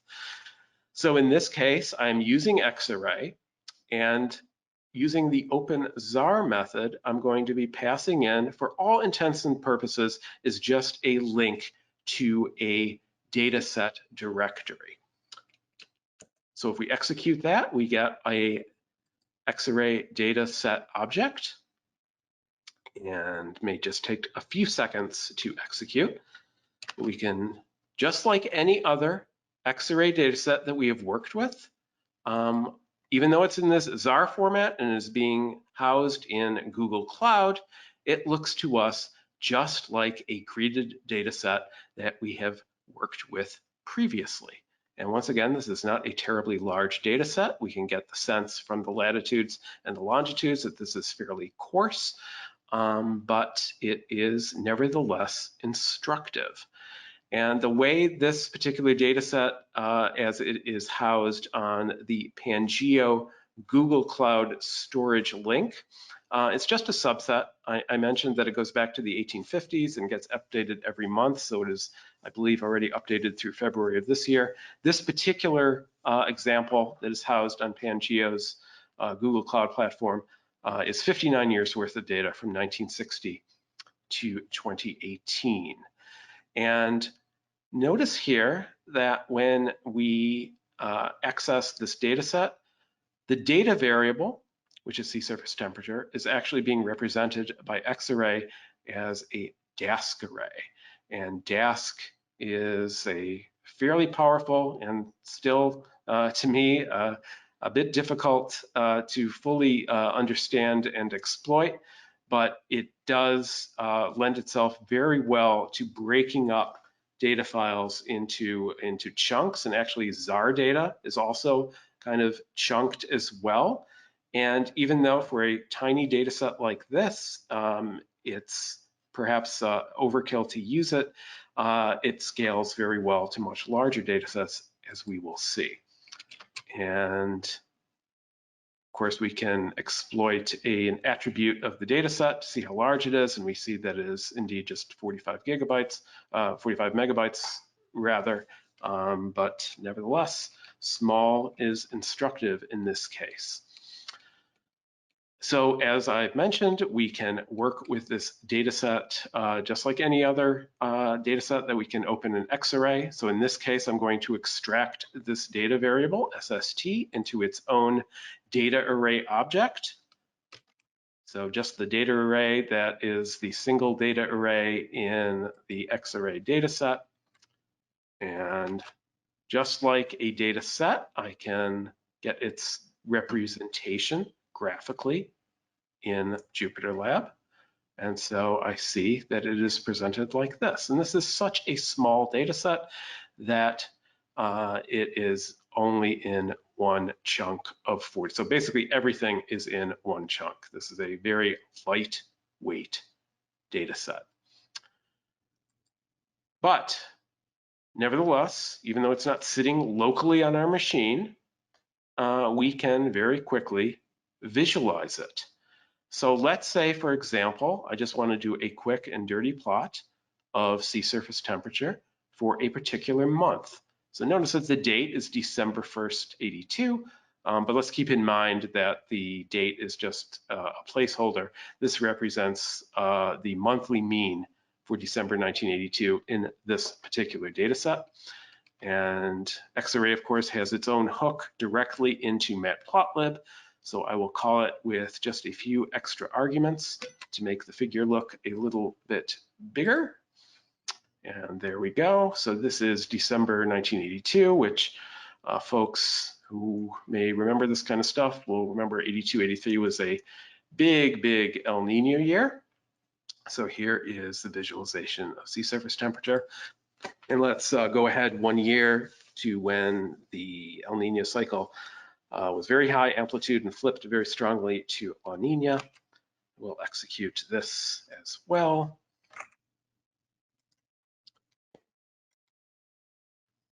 And you might be able to visualize here the cold tongue in the Eastern Pacific that is very characteristic of a strong La Nina. So this next little bit, we can just take a quick break, and folks can feel free to post their code in here. This would just be a one-liner where you're going to get a sense as to the amplitude of the oscillation between 82, 83 and 83, 84. So you're just going to take Nino and subtract it from Nina, or vice versa, depending on how you want to visualize it. And we can visualize what that is. So we'll just pause for maybe a minute or two. If folks want to post in their code, they can, we can try it, and I'll load that in momentarily.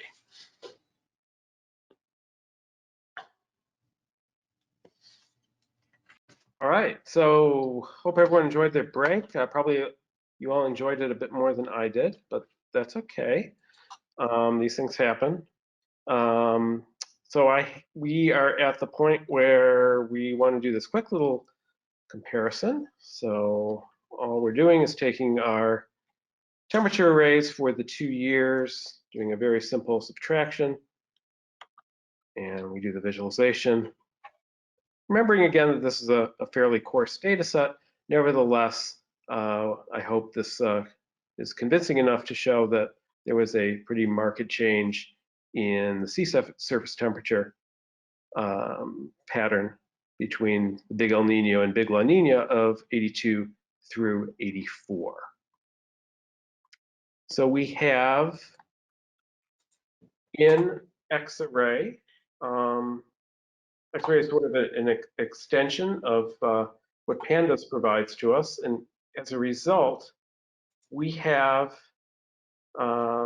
the data reduction and grouping and aggregation capability that Pandas brings to the fore. And so one of the things that we can do is do some simple statistics. And so I am just simply calling taking the mean of, in this case, all times. So through the 59 years times 12 months. So about 700 and change. And what this should do is produce a two-dimensional X-array. So we've abstracted out our time. We have our latitude and longitudes. And if we wanted to, we can visualize it just as we did before. What has been done right here, though, is since this is a Dask array, the actual mean has not been computed yet. It's basically created a task graph that would describe what it would do, but it hasn't actually executed it. There are ways in Dask, which we will see in the very next cell, to force it to do a computation. But sending this Dask array to matplotlib's plotting function will force it to be computed.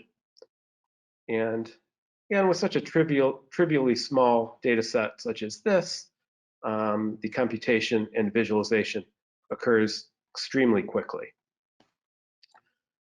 So let's say now we want to calculate the mean again, but instead of specifying one or more of the coordinate dimensions in the original data array, so we're calling that that's time, latitude, and longitude. If we wanted to just calculate the mean with no arguments, so using defaults, and then passing it to Dask to actually have this calculation computed, what do you think would be what we would get?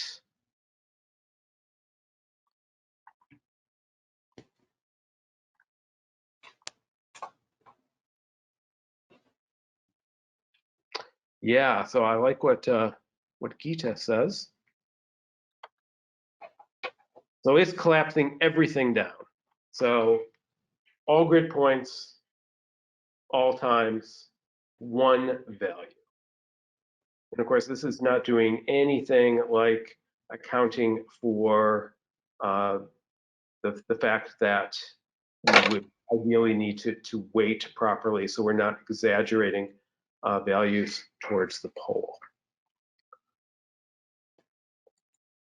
All right, so let's now do another visualization, and this time let's just do a time series. So once again, we're going to create a mean, but in this case, instead of choosing no dimensions or just the time dimension, we would want to pass in the latitude and the longitude dimensions.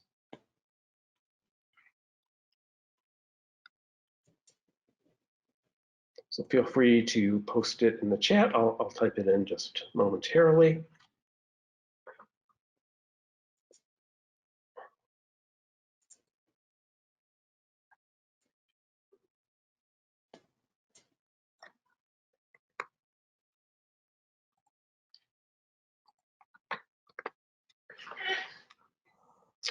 All right, let's try this on for size. This time we're just going to pass in 2 dimensions.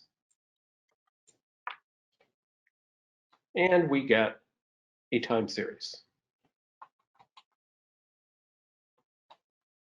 Yep, great, Omar, thank you. All right, there are certainly ways we could go a lot further with this. It would be kind of good if we could maybe strip out the annual cycle. Obviously, there's going to be variation throughout the year.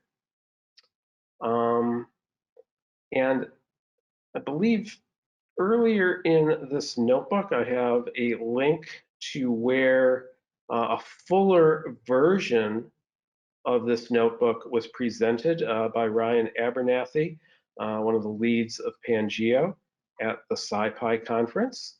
And so if you are so motivated, you can go to that GitHub repository and you can actually take this further.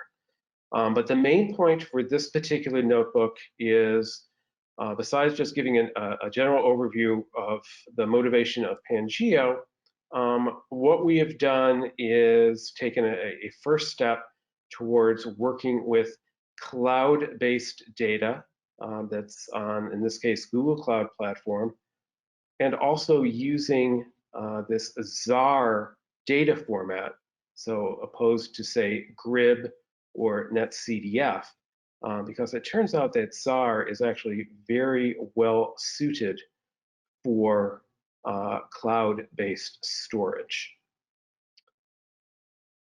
We could go on and on about more about the Pangeo. One of the things that makes Pangeo an especially great project is it is open to all. It is a very welcoming community, and I encourage all of you to just go to the main website at pangeo.io, and meetings take place almost every week on a variety of projects, and are really open to anyone who wishes to participate. So that is all I want to do with this very first notebook.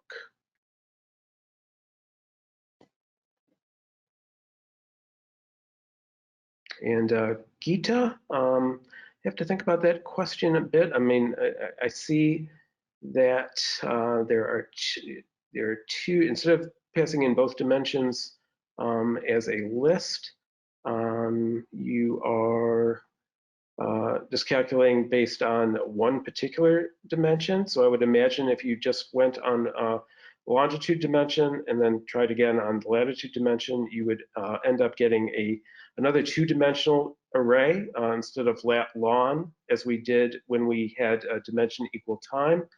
You would probably get a longitudinal time series and equivalently a latitudinal time series. Maybe someone else in the chat can give some further info on that. So in the second notebook, we're now going to really go to, just like we went from El Nino to La Nina in notebook 1, this time we're going to go from a really small data set to a really, really large group of data sets. And so that is the focus of notebook number 2. And for those of you who may have taken advantage of Binder to load these, I will caution you that this notebook will not run in its entirety all the way through because of the memory limitation. So once again, we're going from a very, very small data set to a much bigger group of data sets. And here we are going to be speaking to the goal for reproducibility that Pangeo promotes. So in this case, what we are doing is there is actually a technique that is used in climate science that based on radiative imbalance at the top of the atmosphere, one can come up with this particular parameter, equilibrium climate sensitivity, that has been discussed in papers. And in this case, we can pretty much reproduce the steps that the folks who put together this particular method took. And not only are we able to reproduce the calculations, but we're actually going to be able to access the cloud-based suite of models that make up the CMIP6. And as I mentioned at the top of the lesson, we're talking with CMIP6 of data sets that if you grabbed all of them, we would be talking about petabytes upon petabytes worth of data. So it makes no sense to try to download it to our local machine. Instead, we can access what we want from cloud-based storage.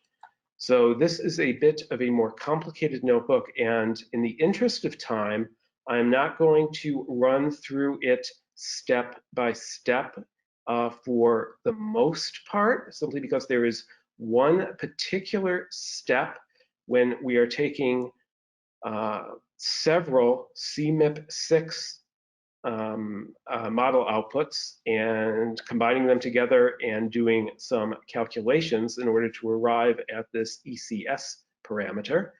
And it would, even on a fairly well furnished computer, would take on the order of several minutes. But I am going to attempt to step through at least the first half, and then I will skip forward to the actual pre-rendered notebook that shows the results. And I would say that this is probably something that is best digested in several different meals.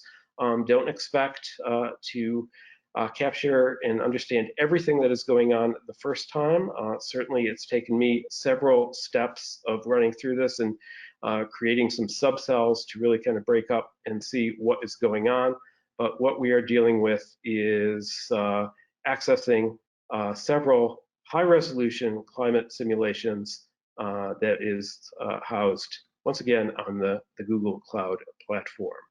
And we will be taking advantage here, once again, of Dask.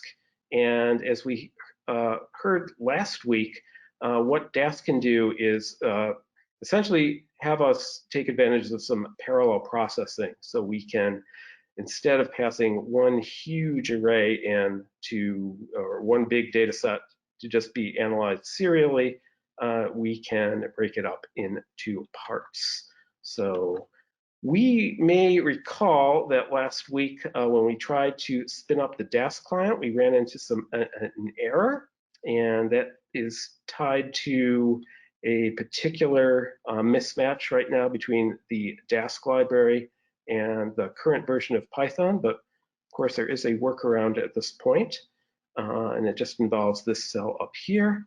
Let's actually see if I can get this to work. And yeah, sure enough, probably because my previous attempt before my computer crashed, this unfortunately is not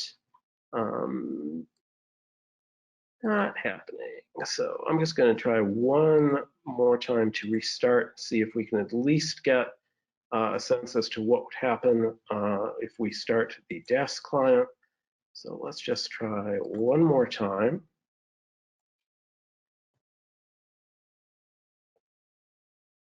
If not, we'll just jump right to the pre-rendered notebook.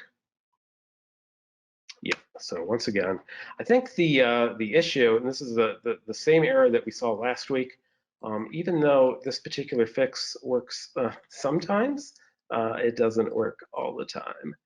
So that's why I pre-rendered this notebook and ran it before the class started this afternoon. So what you would normally see when you spin up a Dask cluster on perhaps your local machine or perhaps on a HPC system that you might have access to, it will spin up several what's called workers that will split up the task. And a nice thing when it works is that you also have a link to a web-based dashboard where you can actually see the parallel processing occurring in real time. So I'm going to kind of just step through the rest of this notebook fairly quickly. I would encourage folks, though, on their own time to run through it. It would probably take, on a typical system, probably about 15 to 20 minutes to run it through to completion. And that is because we are actually going to use a scenario, a global warming scenario that involves fewer experiments than the one that was actually used in the original notebook, which is a quadrupled CO2. In this case, I'm using a doubled CO2, even though it may be a more realistic scenario. There are way more instances of CMIP6 runs that include this particular quadrupled scenario. And if we actually run it using the quadrupled, you would expect it to take probably more on the order of 30 to 45 minutes to complete. So the following steps, I'm not going to go into any kind of detail on, just encourage folks to step through on their own. There's a lot going on that is still mostly X-array related, but taking advantage of DASC to split things up. But ultimately, we are able to collect from several CMIP6 runs graphs that, in this case, show the anticipated or modeled change in temperature with doubled CO2 as compared to a control experiment down here. And the final part of this notebook is where this ECS parameter is actually visualized and calculated. So ideally, we would have been able to step through this in more time, but I would encourage folks to do this on their own time, and certainly there will be opportunities post class to have people continue to discuss and ask questions on how this works. But here, we once again are taking advantage of cloud-based storage and cloud-friendly methods to access data sets, analyze them, and visualize them in ways that would not be possible, practically speaking, if we were to have attempted to download them all to our local computer.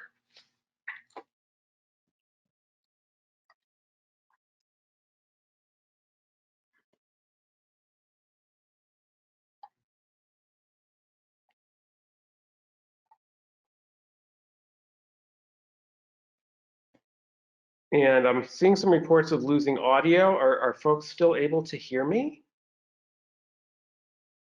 I've heard you most of this time, Kevin. I haven't noticed any interruptions.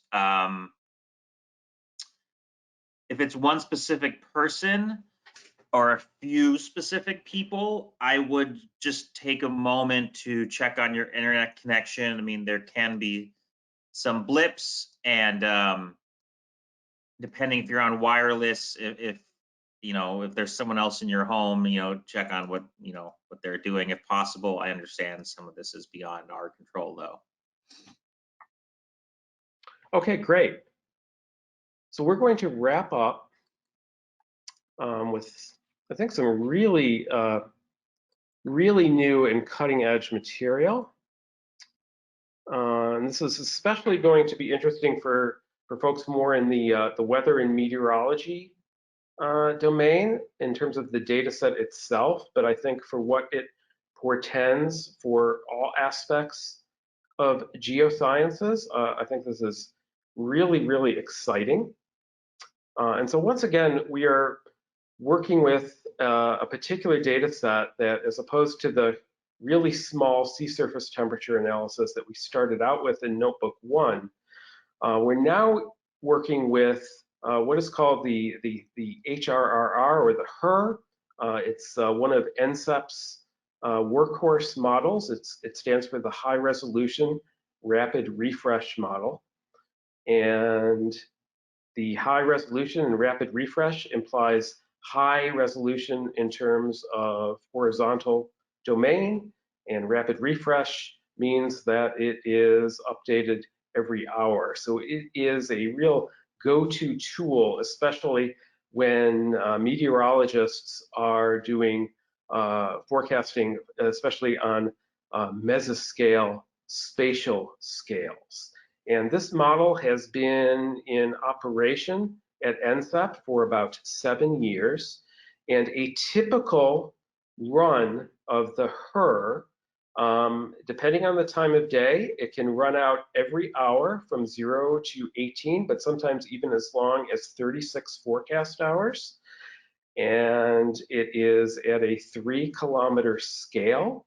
And so what that means is that for every particular forecast hour of output that has a whole ton of meteorologically interesting variables, each particular hour adds up to about 350 megabytes. And when you consider that this is run every hour for 18 to sometimes 36 hours, hour by hour, day by day, year by year, we quickly run into terabytes, if not petabytes worth of data. Yet it is a very rich and interesting data source.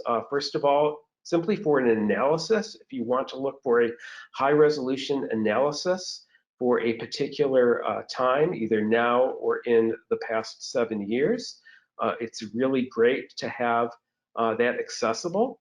And up to perhaps even just a couple of weeks ago, the only real practical way that one could access this archive of her data was to visit AWS or Google Cloud and download the individual files that are in a very popular and common, I wouldn't call it popular maybe, but certainly a very common data format called GRIB. That's a World Meteorological Organization standard for gridded data.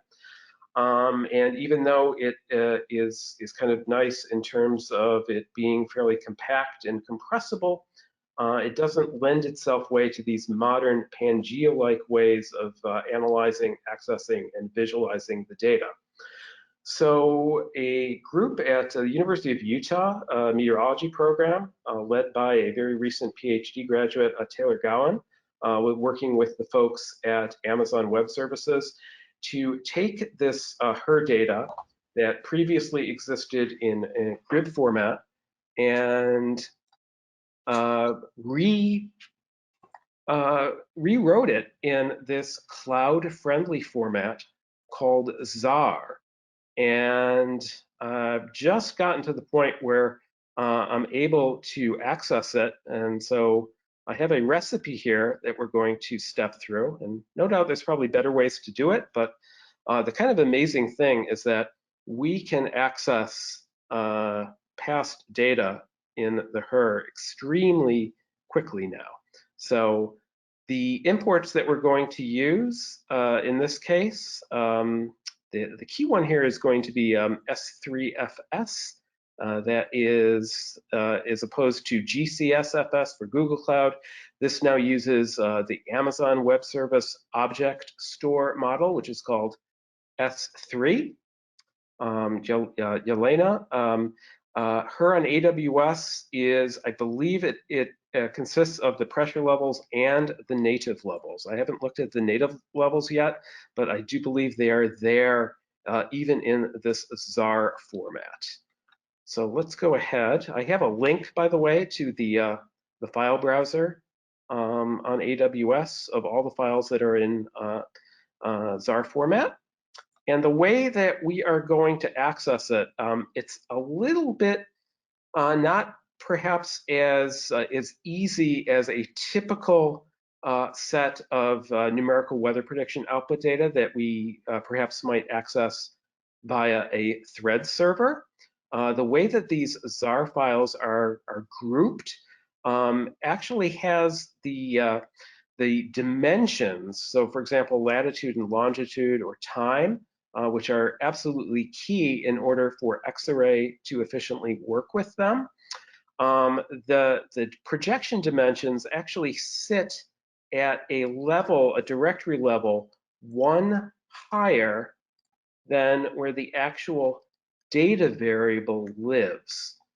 But it is actually not difficult to discover the magic to make this work. So essentially, we have to take these ZAR files that are in different directory levels and kind of flatten them out, if you will. So the data variable, in this case, 2-meter temperature, actually has the dimensions included and visible to Xarray so we can work with it. So notice how quickly we set up our definitions. So this is somewhat cryptic in terms of how we access this particular object stored data. It's similar but different from how we did it in Notebook 1 for the Google Cloud system. But what we're defining is a particular type of file specification that is valid for AWS S3 cloud storage. And what we then do is take these two URLs, pass them into the S3FS mapping method, and we can then pass it in to Xarray's open multi-file dataset method, and specify that instead of netcdf, these particular files are represented in ZAR. So we execute this, and it may take a few seconds, but it really will not take terribly long. Crossing my fingers, but yay, yes, it actually worked. So what do we get?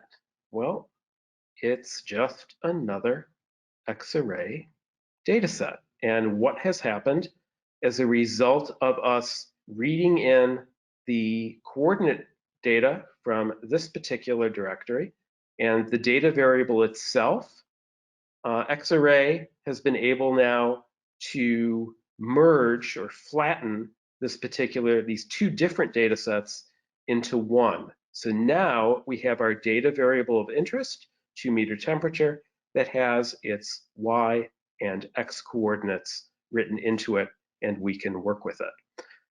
So I will confess that I just started digging into this particular data set, and there probably is a way to discern from the data set itself what its grid navigation is, but I wasn't able to readily find it quickly. Perhaps some of the other experts here might be able to enlighten us.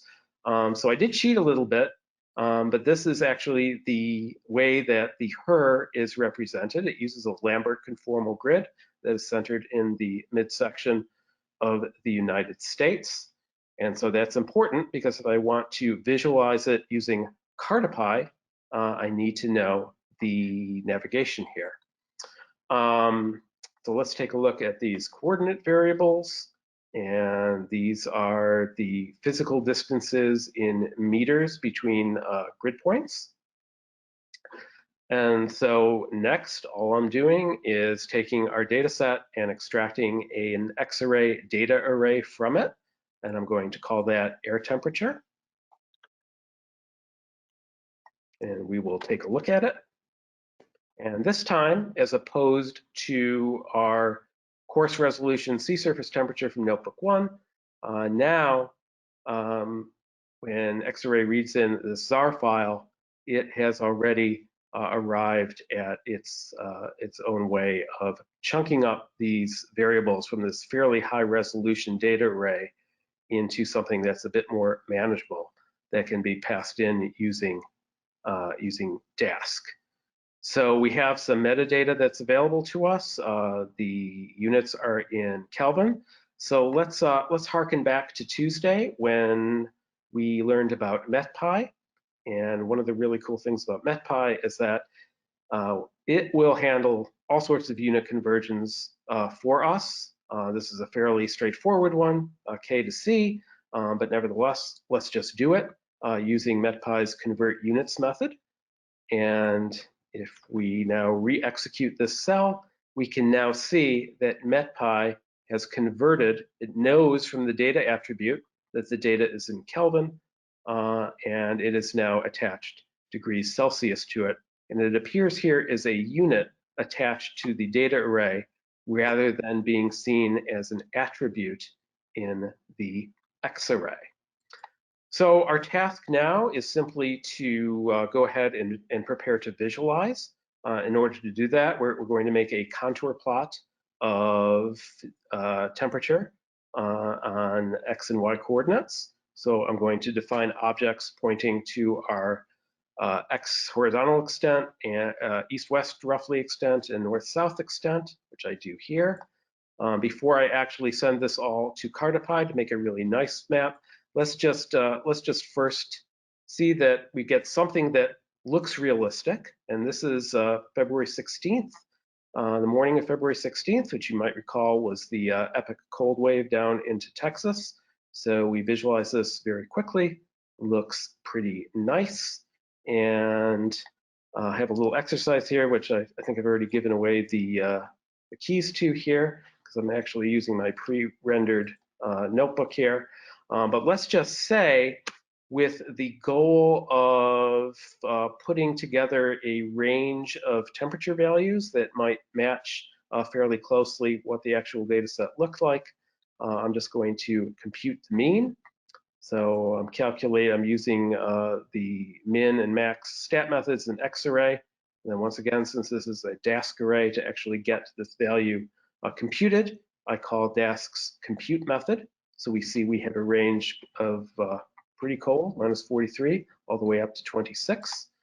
And I'm just going to use that to create a range of values that I will use for my contour fill. So all I'm doing now is creating a subdomain that I'll visualize on, which will very nicely capture the data bounds of the HER. And as this is already pre-rendered, we already have the answer. If I re-execute the cell though, we will see that despite being a high resolution data set, we get our answer really, really quickly. So we just kind of started to scratch the surface on what this particular archive presents to us, but I think it's really, really exciting. And I know that Taylor Gowan, who basically did her PhD in part on making this data set available to us, is going to be making available via her GitHub several notebooks that I'm sure will help us access, really be able to efficiently work with what this archive presents.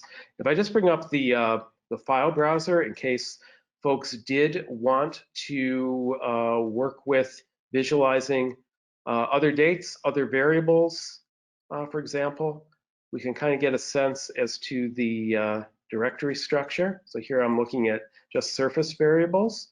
I'll just pick an arbitrary time here.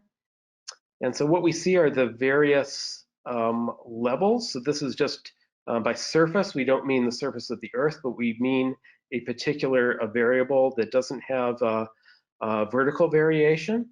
So for example, I could pick 80 meters above ground and see what is available here. So in this case, we have two variables, U component and V component of the wind, and we could access and plot them in a similar way by discerning what the path to the ZAR archive actually is. And ultimately, since they're U and V, we could actually go as far as using MetPy to plot wind barbs. So that is that's about the extent of what I'd like to present.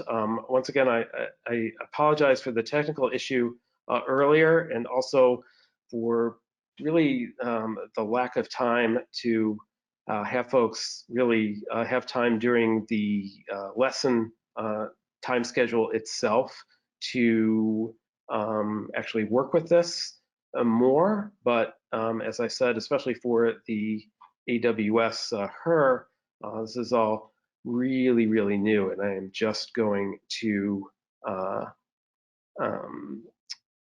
need some time to explore it with all the rest of you.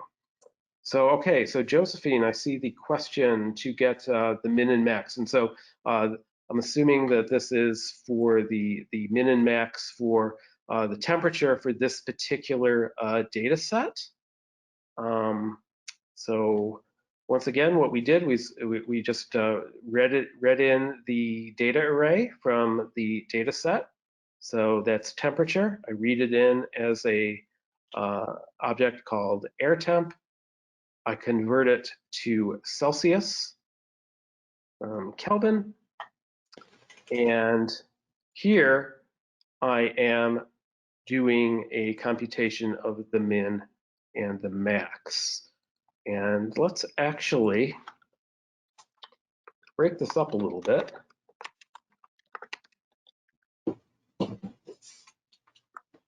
So if I just call airtemp.min without then going that extra step, what this presents is, it just is, you can think of it as the steps that would be taken when we actually want to compute this value, but it hasn't actually been computed yet. This is an X-arrays representation of a data array that is in DASC format. So you can kind of think of it as pre-computed. These are the steps. It has a sequence of steps that it would take to carry out this computation, but it's not computed yet. It will be computed once we then call the compute method of DASC.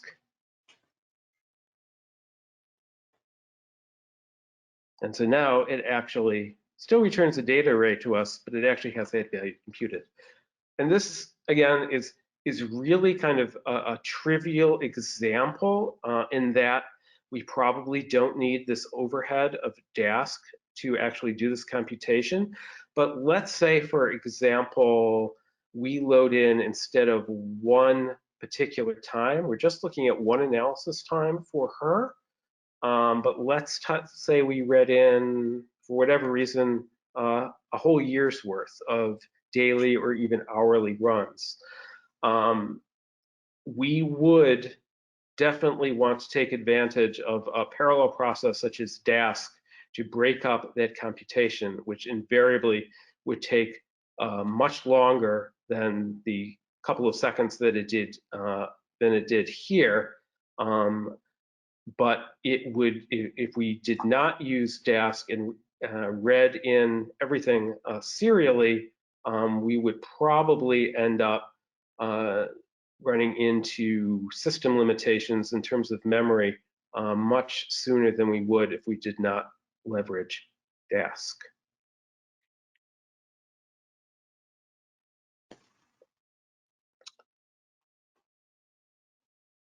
And that is about all I have got, and we are just about up to the end of the hour.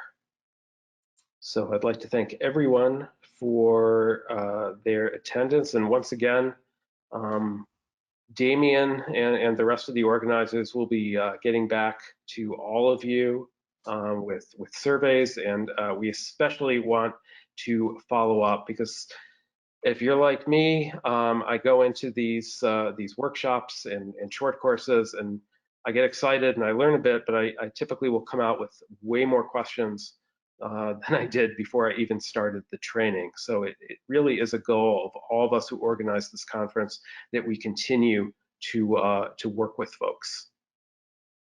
Yeah, just wanted to make a quick note. So yeah, so there'll be an email going out where we'll ask for more like specific feedback about the actual content of the course and stuff like that. And obviously over the last 2 days, an email went out with lots of information on where to ask specific questions about MetPy. Today you saw where to kind of ask specific questions about PyArt. But I've had some people email me during the workshop asking, what if I've just got general questions about using Python in atmosphere and ocean science? And I'll include this in the email I sent around, but a few comments up in the chat, you'll see that pyaos.github.io.